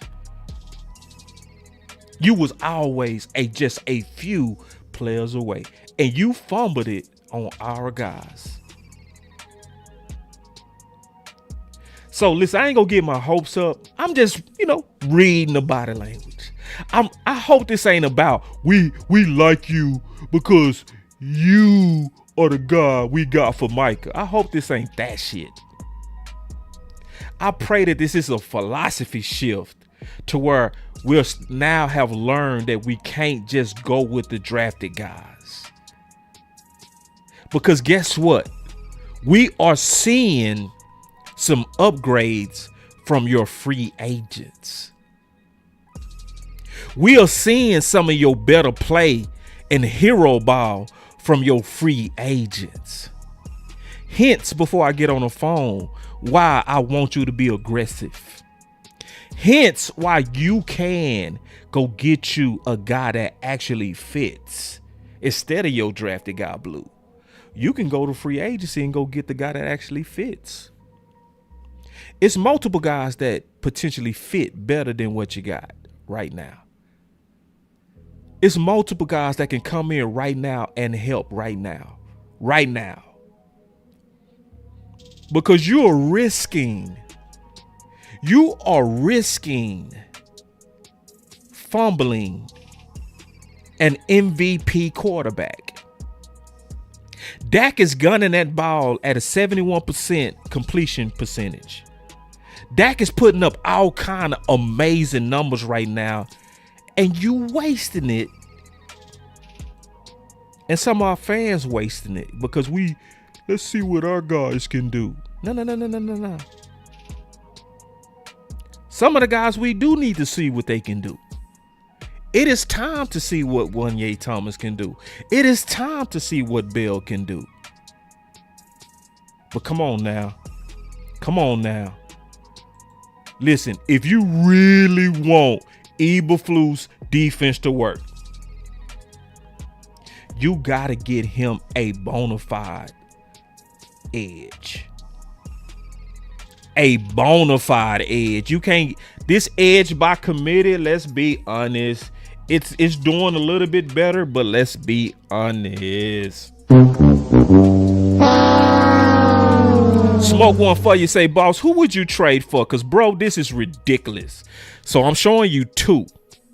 Max Crosby and Trey Henderson right now, I would absolutely trade for. I would say F them picks in a heartbeat. I would give away a first and a third and a future third in a heartbeat. I would piss on them picks. Man, I would pull down my pants and I would all on them picks to get him. I would be open for a Minka Fitzpatrick right now for Miami. See, this is the time. We getting around that time where it's time to pick up the phone and say, hey, all you teams with these losing records, y'all want to get ready for next year's draft. Hey, it look like y'all gonna be picking at the top of the draft. So since y'all gonna be picking at the top of the draft, hey, what you trying to do with that Minka Fitzpatrick, Dolphins? What you want for that? He older. We'll give you a fit. Huh? What about Chubb? Huh? What about Chubb? Okay. What about Simmons with the Titans? Hey, we'll give you, F them picks. Let me get the player. What about Allen with the Jets? Huh?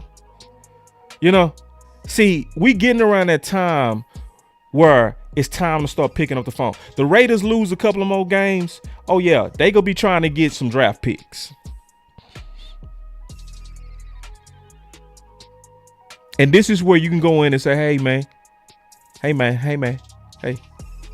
See, let's not forget that the way that they got Pickens is Dallas got on the phone.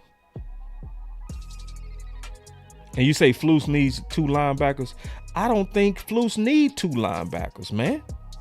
I think Flus need to get that weak ass linebacker off the field. Then we can judge the linebacker room.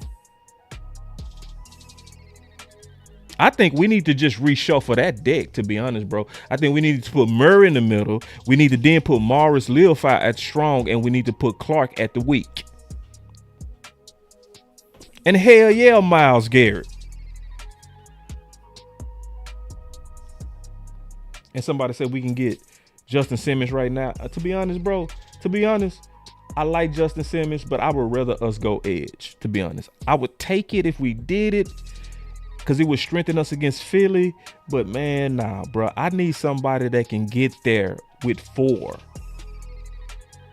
Where bend don't break really becomes a real threat. That means you got to go top end defensive end. All this Band-Aid clowning. I'm cool with clowning, but that's a Band-Aid, bro. You need to go for it. I want y'all to know we probably got only about 4 years of Dak left.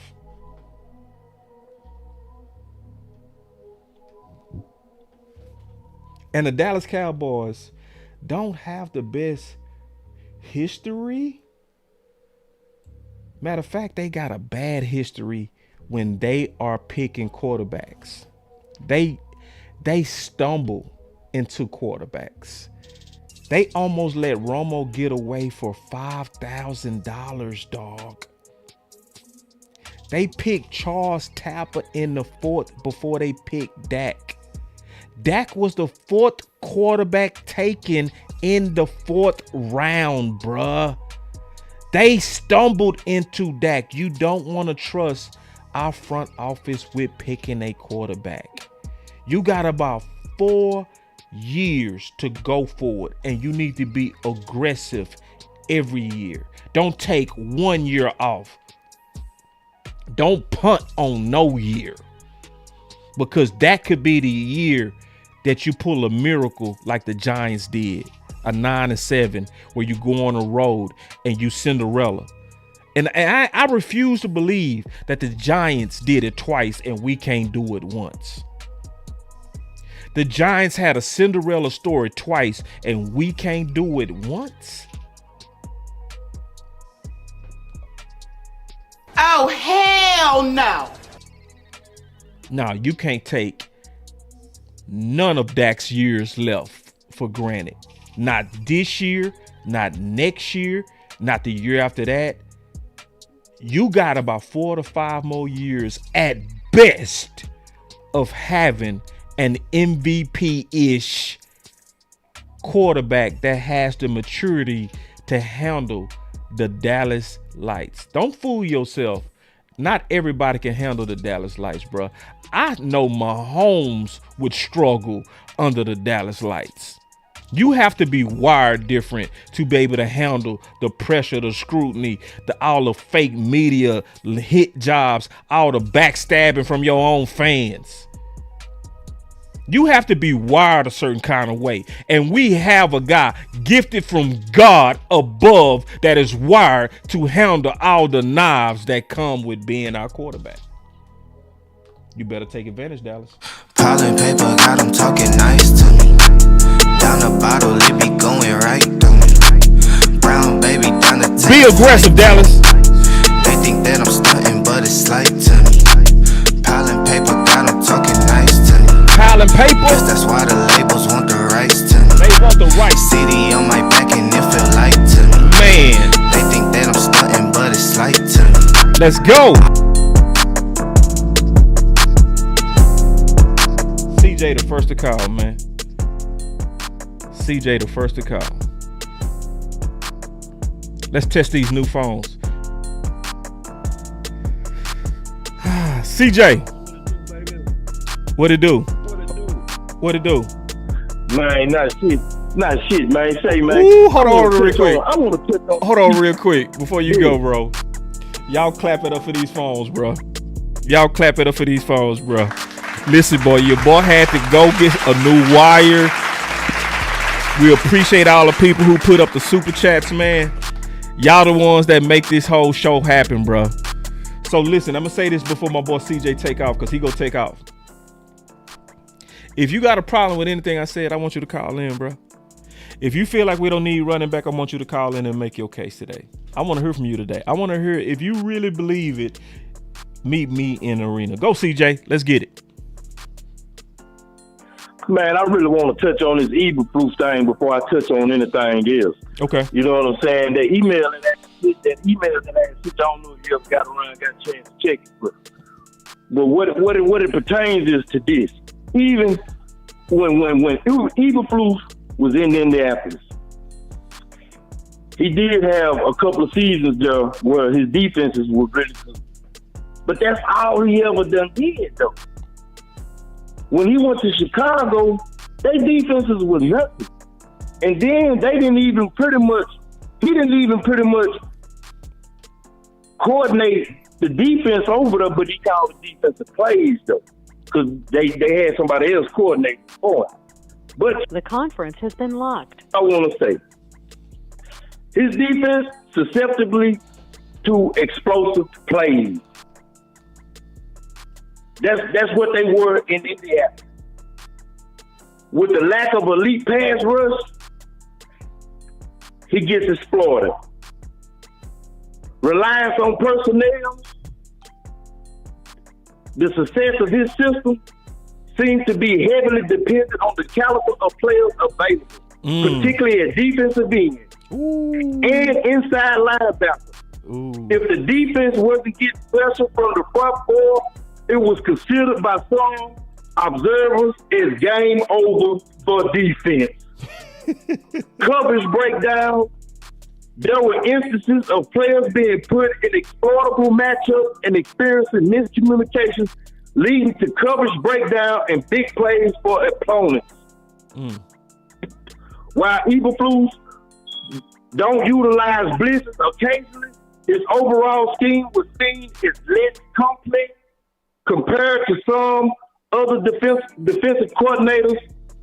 Some argued the defense was too predictable at times, potentially hurting it when it couldn't consistently generate pass pressure. This man's defense is outdated, trust me. But what the problem that we having with Eberflus is this. Yeah, you took the job in Dallas. I don't want to hear that about he was expecting Parsons. I don't want to hear that. Parsons gone. Man, you got to change on the fly, bro. That's what that job consists of. Because players could go down, get hurt, anything. You got to be able to adjust on the fly. And what you didn't do, Eberflus, I don't know where your mind at, what you was thinking when you took that job. Atlanta praising glory that they didn't hire you down there. Because you interviewed for that job as a defensive coordinator. But Dallas gave you the job and you took that job. And you came in there and you did not do no research, homework, no study or nothing on the players that you got there currently on their roster. So CJ, you strictly tried to force your scheme. CJ, hold on, bro. Let me say no, man. Hold on, man. You've been going a while, bro. You can't just keep going, bro. We gotta have a dialogue. It can't be a whole monologue. Goddamn, shit. All right. So, that boy said, hold on, man. This ain't the CJ show, boy. You is tripping. You good though. You my dog. But listen, I do want us to. After you get done, I focus on what we gonna do to fix Eberflus too. I don't want to just talk only about what he not. I want to talk about what can we do to fix him. Okay, this is where I was gonna get to. All right, this is where I was gonna get to. Man, quit trying to force your scheme on the personnel, bro. I agree. It's not gonna work. So with that being said, it is some personnel changes that I feel that will actually help that team in-house. I'm saying in-house. Okay. I don't know how good it's going to look, but I bet you it'll look better than what it's been. Okay, talk. And that is more Bell. Agree. And I believe that you can use Bell at deep safety and close up on the line of scrimmage because he'd already played close to the line of scrimmage when he had to play linebacker last year. Okay, let me continue. Okay, drop Wilson on down, bring Wilson on down back to close to the line of scrimmage. I like that. Give me more Learfire. Yeah. Give me more Shamar Jackson. Yeah. Give me more Mary. Yeah. On film when Shamar James came into the game, him and Mary looked at better playing side by side together. I like it. It looked at better. Yeah. It looked at more formidable. Yeah. And his instincts jumped off the film. Like he was diagnosing real quick. Versus Sanborn, he don't diagnose quick. If it ain't right there at him, like right there at him, he not gonna make the play. He run himself out of plays. He run into blocks. He take bad angles. He don't help you in pass coverage. He don't help you in the run game. That's just honest. That's what the film is. That's what the scouting report is. Okay, now let me continue. Give me more Houston. Yeah. Cut Fowler. Cut Sanborn. I believe if they make those and put 1 year deep. Put 1 year deep. If you make that right there, it should look more formidable. Not saying that we ain't gonna have mistakes because Lil Fire is a hell of a player, bro. Let's just keep it real, bro. Lil Fire with Overshawn, you know what I'm saying? They showed to be a hell of a tandem went out there together because of the simple fact Lil Fire is wired up damn near like Overshawn wired up. It's just that Lil Fire, he might take it down here and there. But I can live with that shit though. Versus somebody going out there missing 7, 8, 10 tackles in one game. If out of 50-something, 60-something plays that are offense run, you know what I'm saying? You ain't got that to basically but 3-4 plays that you done made. The rest of the film, you look like a chicken with your head cut off out there running around, man. Yeah, man. Real talk. That's how you look, man. That's how you look. So I feel like if you insert those players, play a little bit more man, you need to play a little bit more man. I agree. Especially, you know what I'm saying? Especially like on that 4th and 6. On that, remember that 4th and 6, boy? That had me so hot, bro. When he came out there and he ran that zone on that 4th and 6, bro. It's like, bro, what you think they gonna do? They gonna sit down in that hole, bro.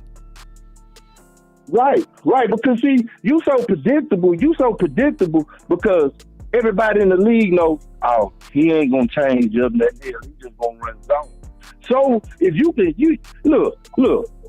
look, even the average quarterback, bro, with no pressure, and all he got to do is say, hey, there's no pressure, take your time. He can complete passes. Then you play off coverage. You give up 7 yards off the line of scrimmage on these receivers. It's 3rd and 2. They 7 yards off the ball. I mean, okay, not trying to get all over the place, but check this out right here. They make those moves, boss, and that's just in-house. That's just some in-house adjustment. And when he blitz, quit blitzing Reddy Stewart. Why you blitzing Sanborn? Why you not blitzing Lil Fire? He already done put that on film and put that on tape that he can do that. Like, this man's mind can't be on that job, man. It just can't be. Unless he just, remember when I told you the thing might come down to Eberflus is he going to be one of the ones that say, no, they got to just run my scheme. No, they just got to run my scheme. So far, that's what it looks like. But his hands is about to be forced because of the pressure that Shada keep putting on him in his interviews.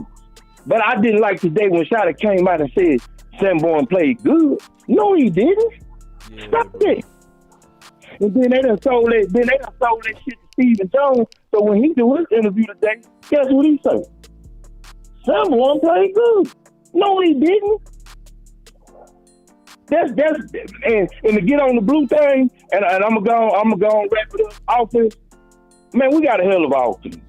I think Shada sometimes it take him a second to get in his bag. What we need to clean up is coming out after halftime in this hour ball. We need to put a drive together. We got to start fast. We got to quit coming out of halftime going 3 and out. We got to quit that. We got to stop that. Other than that, he called a hell of a game. I believe he's gonna be a hell of a coach. I believe he do get the right players enough to buy into what he's selling. And I understand the standard mantra that he's preaching. The standard is perfection. Just don't nobody know it. That's what he's teaching. That's what he's saying when they say the standard is not the standard. He's trying to teach perfection. That's what he's trying to do. With the thing with Blue, boss, I said this to you before. It ain't that I don't want to see him. I would like to see him, boss. I would like to see if he is a damn spark plug. It'd be nice if he is. I don't know what's going on. I'm conflicted myself. I feel like they just rocking with Sanders, bro. I feel like maybe Blue did have to catch up on that playbook. I feel like. Hold on real quick. Maybe hold on maybe real quick. Blue, Hold on. Like you said. Hold on real quick. Let's go back to that. It's week 4, bro. What does that say about you? He should be out there. I know it. No. I'm asking a real question. What does that say about you if it's week 4 and you catching up to your playbook? What does that say about you? Well, it could say a lot of things. It truly could say that. You maybe you're not busting your ass. Maybe you're not busting your ass to get onto the field. Maybe you're not busting your ass in practice to show that you really want to get some burns, that you really want to get on that active roster and play every game day. It could show that. Let's think about this though, boss. No, if Texas, it's week 4, bro. Listen, you supposed to be on your playbook, bro. After you get out of the OTAs, bro. Yeah, when they draft you and they give you that playbook, bro, your ass will be studying, bro. Yeah. Right. It's week 4, bro, and we still talking playbook.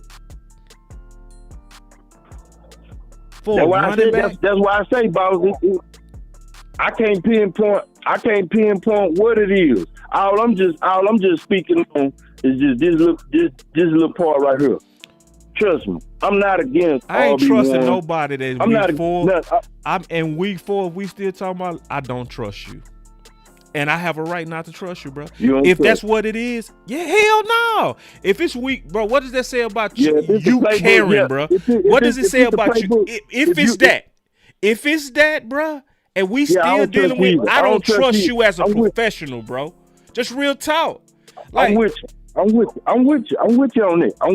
I wholeheartedly agree. If it's about the playbook, your ass don't need to go out there. You know what I'm saying? That's just what that is. Like I say, the only little part that I'm touching on is I'm not against RB1. I'm not against upgrading the running back. I'm not against none of this. All I'm saying is, man, we drafted this mother. What we gonna do? Because you do get questioned about it. You know what I'm saying? They do get asked about it. You know what I'm saying? They done stated what they done stated. Then he got asked again today about Blue. Shotty did in his interview. He said he bust his ass off. He done gave us the last 3 weeks. He done look good. He done look very explosive. Blah, blah, blah. But you ain't put no confirmation on him if the man gonna play. Check this out. We had this conversation one time before about Thunder and Thunder. So he was asked about Marfa. He ain't make no long. There wasn't no paragraph about Marfa. When he was asked about would he bring Marfa off the IR, he said, "We just have to see how it goes." So that tells me right there, you about right. Yeah. Boy, it might be Marfa. Yeah, I won't. It might turn out to be Marfa. It wouldn't stop. Yeah. If I like Latinas, don't bring me a white girl. Don't bring me no black girl. If I like Latinas, don't bring that to me. I got a type. Period. And you wrong as the homie. What? If I tell you as my homie, bro, I like Latinas. Don't set up no double tape. Yeah. Don't do it, bro. You go piss me I off, don't bro. want no mayonnaise on my burger. Yeah, I don't want no mayonnaise on my burger, man. I want no. Thank you. I want no mayonnaise on my burger, bro. What is this? What is this? Yeah. Come on, bro. But you gonna try to force that mayonnaise on my burger? That's what we doing. And people don't understand that, bro. How is that hard? That is not hard. Like, how do we? Oh, boss, you hate on Blue. And No, then I'm check not. this out, boss. I'm gonna just keep it real. Hey, look, I'm gonna just keep it real. If Eberflus forced his system onto the Dallas Cowboys, I'm gonna tell you the next thing gonna happen. Man, he gonna go in the next year, and a lot of this shit gonna get blown up on the defense because he got to have certain type of guys in order to run his defense. That's what that's gonna be. You know what I'm saying? That's just what that's gonna be. I feel like. Oh yeah, and I meant to say this with Donovan as a roster. He got some athleticism about himself. He kind of limber, you know. He's real limber. He had a much better game. He very agile. You know what I'm saying? But check this out, boss. In Boston College, they low-key used to line that boy up a little bit everywhere. Because he played some off-ball linebackers in Boston College, too. I believe if they can incorporate that with him, I believe when you line him up over guards, he might be able to win a little bit. Now, he's getting better. Listen, I know better.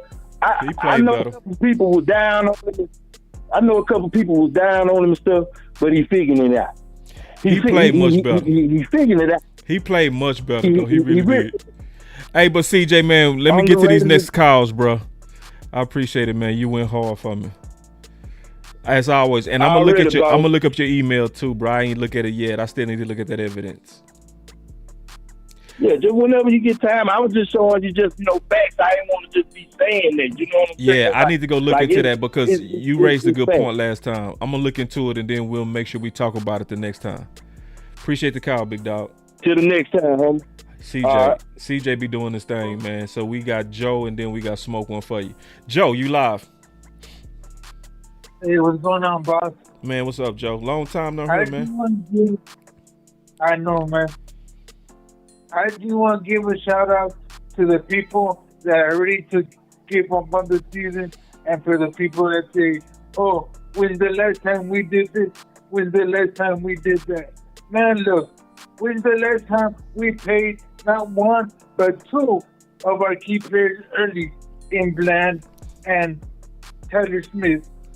When's the last time we traded our superstar players and got and filled the need that we've been fighting for years? Got a point. So it's like, oh, we need defense, we need running, we need this, we need that. Damn it, why not fight for both? Stop being so damn divided and unite and make your damn team better, bro. Ooh. It's common freaking sense. All this stuff about blue and all this, it's professionalism.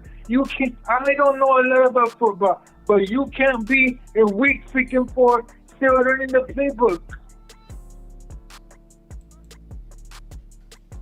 Man, and I'm going to say it, and I don't care if people get mad. But right now, Dak's the best quarterback in the league. I said it.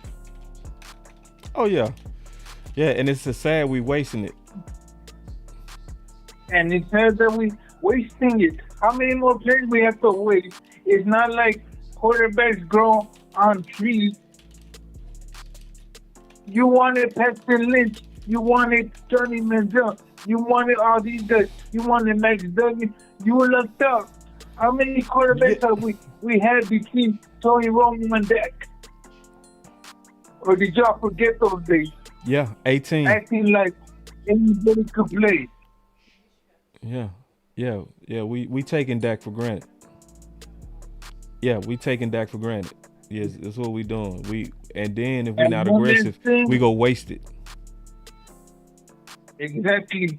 And people say that are wishful thinking. No, it's not wishful thinking. Instead of being all mad about it, share the content. Hashtag. It's easy. That's facts. You can do something about it. That's right. Let's unite. Let's fight. You saw what happened yesterday. Michael Parsons was a non-factor the whole game. Yeah. They had a good plan. They limited Mike. They did a good job. Yes, they had to work, if but you want to give. Yep. If you want to give up Cowboy Nation, go ahead and give up. But when we start winning, don't come back up. Ooh, they gonna come. They coming though, bro. Yeah, as soon as we get back hot. But as soon as we get back hot, they go, go Cowboys, go Cowboys, go Cowboys. Yeah, I never left.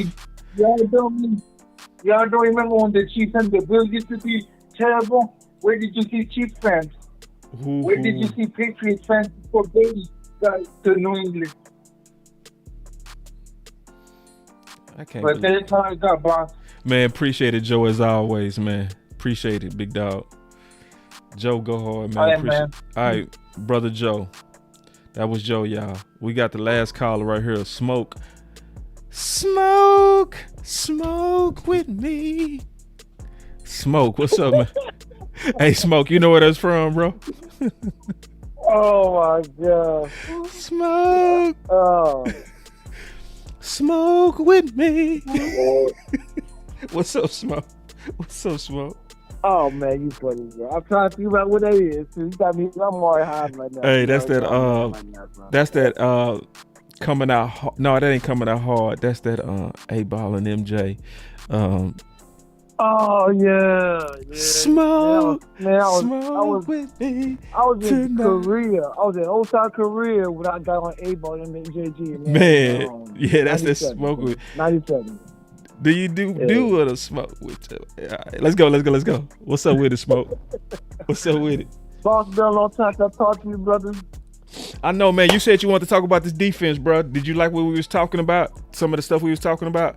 Yeah, I did. I did. I'm still. My biggest issue, bro. I'm always going to be real with you because me and you play cornerback, right? Yeah.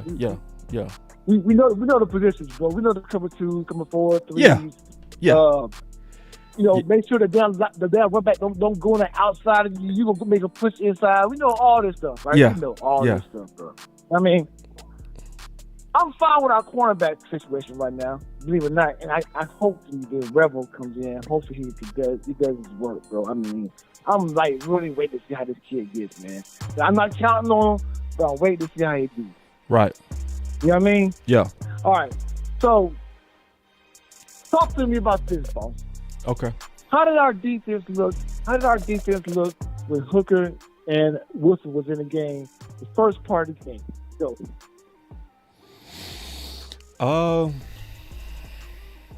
I felt like it was starting to be the same old, and I felt like that was on Bland. Because it looked like cover 3. Like Bland just got back though. Who? So tell me this then. Who is the quarterback for the defensive back there? Oh, the quarterback. Oh, that's gonna be your safeties and your linebackers. Your safeties. Okay. All right. So we have 2 weak links on our defense right now. 2 weak links, right? And it's supposed to be the quarterback for our defense, right? So you're counting on Sanborn to be able to get his linebacker core in the front half of the defense in order to make a play, right? Okay. Who is our quarterback in the secondary? I'll wait for it. Who is it? It's gonna always be your safeties. So which one? It depends. I don't know how they actually run their defense because some defense, as you know from playing corner, the safeties can tend to change because sometimes they bump down where, depending on the strength of the offense. So like they go in motion and the strength change. Some safeties bump down. Some safeties go with it, So I don't know how they run their defense on that. But safeties in general, both safeties supposed to be communicating. Okay. But I've never been in a defense to where the safeties, only one safety communicated. Name a top defense back in the day, son, that you knew who the quarterback of that safety room was. Name one team. If we talking about one of the smartest safeties, probably That knows, and he's the quarterback for every position. He'll tell them where to be at. This is going to happen here. Hey, look for this. Look for this. that would be Ed Reed. That would be Sharp. Yep, that would be. Sean Taylor was like that. Sean Taylor was like that. Sean Ed Taylor Reed was like that. Yep. Ryan Lott was like that. Who else we were talking about? Dude from Denver. Lynch. They was like that. Lou said Palomalu. Yeah, I think Palomalu's played on instincts. Palomalu was just Instincts. Hey, do you believe this? Listen, do you believe this? They had no position for Palomalu. You believe that? They didn't even name a position for him. They just named him safety. He was not that. He played linebacker. He played safety. He played defensive end. Church was a good quarterback back there. Barry Church. That's what I'm talking about, though, boss. Barry Church was good back there. Barry Church, you know it, right? Barry Church was our quarterback in the back of that backfield. He was. He got us in order to play, right? Okay, all right. You know for a fact that you can't count on Wilson to be a quarterback. You can't count on Hooker to be a quarterback, right? But peep this, though, peep this, boss. I got one for you. Really good. You ready to think about it? You ready to think, though? You ready to think? As soon as Hooker got hurt, right? As soon as he took him out, that's who they put in. They didn't put in Bell. They put in who? 1 year. Did you see any more long passes after that? I ain't see no. I see no vertical balls at all. You didn't see it. I ain't even see no attempts. You know why? Because Wanye was controlling the backfield. He told Wilson, you stay there. I got that right here. I'll take him. I'm guarding him. Wanye was quarterbacking the backfield. That's why it looks so much better. He won that 4th and 3. He said that he wanted somebody to play man-to-man on Golden because he felt like this ball was coming to Golden. Nobody did it. Nobody did it. I also think the difference between Wanye, the difference between Wanye and Hooker is athleticism too. Like Wanye is a freak athlete, bro. That dude can run. You know what I'm saying? He got some crazy closing speed. So a quarterback is gonna be hesitant to fit. Yeah, he ran a 4.3. Yeah, they gonna be hesitant. And a safety that run a 4.3, that's a unicorn, bro. Most safeties, you'll be good with them running a 4.6, bro. You know what I'm saying? You'll be cool with that. A safety that runs a 4.3. And for the 4.3, come on, champ. And he's 6'3". So bruh, if you looking at that as a quarterback, you go hesitate to throw downfield with a guy can run like that because he could actually. He has the speed to be a rangy safety. But I have not looked at the film yet. I'm gonna do that this week. No, I'm gonna do that this week. I'm gonna do it live. I go back and look at the film. I go back and look at the film and see the game go over there. I go back and look at everything, right? And I'm telling you, once Wanye came in, right, he changed a lot of that backfield. There was no more of that long passes and stuff no more. They played more man-to-man this game than they had in the first 3 games, too. You can go back and look that up if you want to. Also, I saw this, too. If you go back and look at the film, second half, when they were going down, it was like the last couple of seconds left in the game, we got that strip sack. Go look and see who was in the game. It sure wasn't Sanborn, and they were locking dribbles up. Yeah, man. I promise you. They just play better, bro. We just gotta make some more changes, man. That's all they're doing. We need to make some right, bro. It's like, bro. And see, offense is smart, bro. They go attack your weak link. You know what I'm saying? Like anybody, bro. The film says clearly to attack Sanborn. It says to isolate him and go at it. You're going to win. They did. Listen, I'm on a line with you guys last night, right? I'm about to jump in a second. This is my last talk. I was on a line with you guys last night, and I'm looking at this one whole drive. and I'm looking at who they're attacking, and it was him the whole time, bruh. They was attacking Jack Sanborn any which way they can, passing, running at him, getting him in a situation where he can't make an angle and run somebody down. This dude was hurting you, and he was missing tackles. And oh my, boss, did you know we missed 18 tackles last night? How many? Did you know that? 18. I ain't even surprised, bro. You know that, huh? Mm-mm. It's like 14 or 18. It was massive a lot. You go look at all the, bro. I'm about to get off. 'Cause I know you're gonna go back and look at this stuff. I know you are. I know you're gonna look and see what happened. We had so many missed tackles. Leothar had 3 by himself. Yes. Yeah, man. But I'm telling you, once Osho get brought back, I hope he's running the middle, because all that daggone get to the sideline and get to the sideline, he'll suck it down before they will. Right. But Sanborn got to go. He has to go, bro. He has hampered us bad. And the only person we got left on the back foot really get rid of is Dono. We get rid of Dono, and our defense will start running place. I guarantee it. Nah, I agree too, man. I think I agree with you, bro. Right. I think some of this we panicking on. I think honestly we can make the changes from within. I really do. I think some of these changes we can make within. Some of these things we don't need to trade for. Like I heard a lot of people say, "Boss, we need defense." Some of this defense we already got. You just gotta play them, bro. You just gotta play them, bro. Yep. So you gotta play. Listen, you gotta play these young dudes. These jokers are hungry, son. Yeah, man. And man, with that hit that Maris got, I'm telling you, it juiced up the whole team. We went with bananas after that.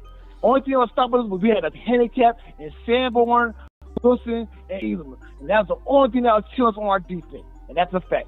But anyway, boss, you have a good night. I'm going to keep on watching you, brother.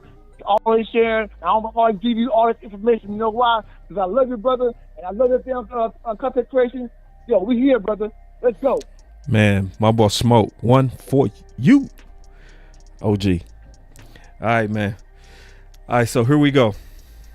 I appreciate it, man. My boy CJ corrected us. We got a little bit over our skis on Wanye. I looked it up as he told me. Wanye ran a 4.55. Appreciate that, CJ. Keep us tight. You know what I'm saying? He keep us tight. All right, hold on real quick. Let me show y'all real quick. So looking at the official scouting combine of Wanye Thomas 40 time was 4.5. But then you go look at the official time on Marquise Bell, it was 4.41. Jesus. Man.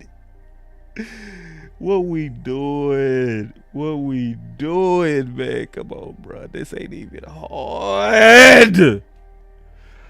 So, Dallas, this is what I need from you, bro. I need you to get in balance. I need you to get in balance. See, our guys, you know, where you was preferring your drafted guys, that had you off balance. But now, you done delegated to the coaches. But they tripping. They have too many preferences. Just keeping it real. I don't care if it's our guys or the sponsors coming from the coaches. It need to always be about that middle. Morale, fairness, true competition. That need to be the center of the culture of the Dallas Cowboys. There are certain things you can do to where we don't have to go outside like my boy Smoke said. It's certain things you can do. Like my boy CJ said, don't give me no mayonnaise on my sandwich. I go to the barbershop and I say, hey man, give me a low taper. And then you make my taper high. I go to the barbershop and say, hey man, I want my beard as thick as possible. And you give me a chin strap. See, that's what some of y'all want to do to Brian Schottenheimer. He over here telling you, bro, I like physical backs. And you over here saying, no. Let's see what Blue can do. I like my backs that bring punishment.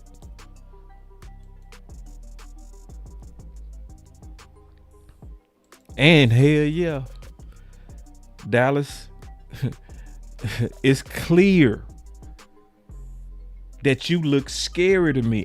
Can I be honest, man? Dallas, you look scary to me, bro. I'm still honestly ashamed that Philly has made more moves undefeated than you with losses. You should have beat Philly, and yet they are still more aggressive than you.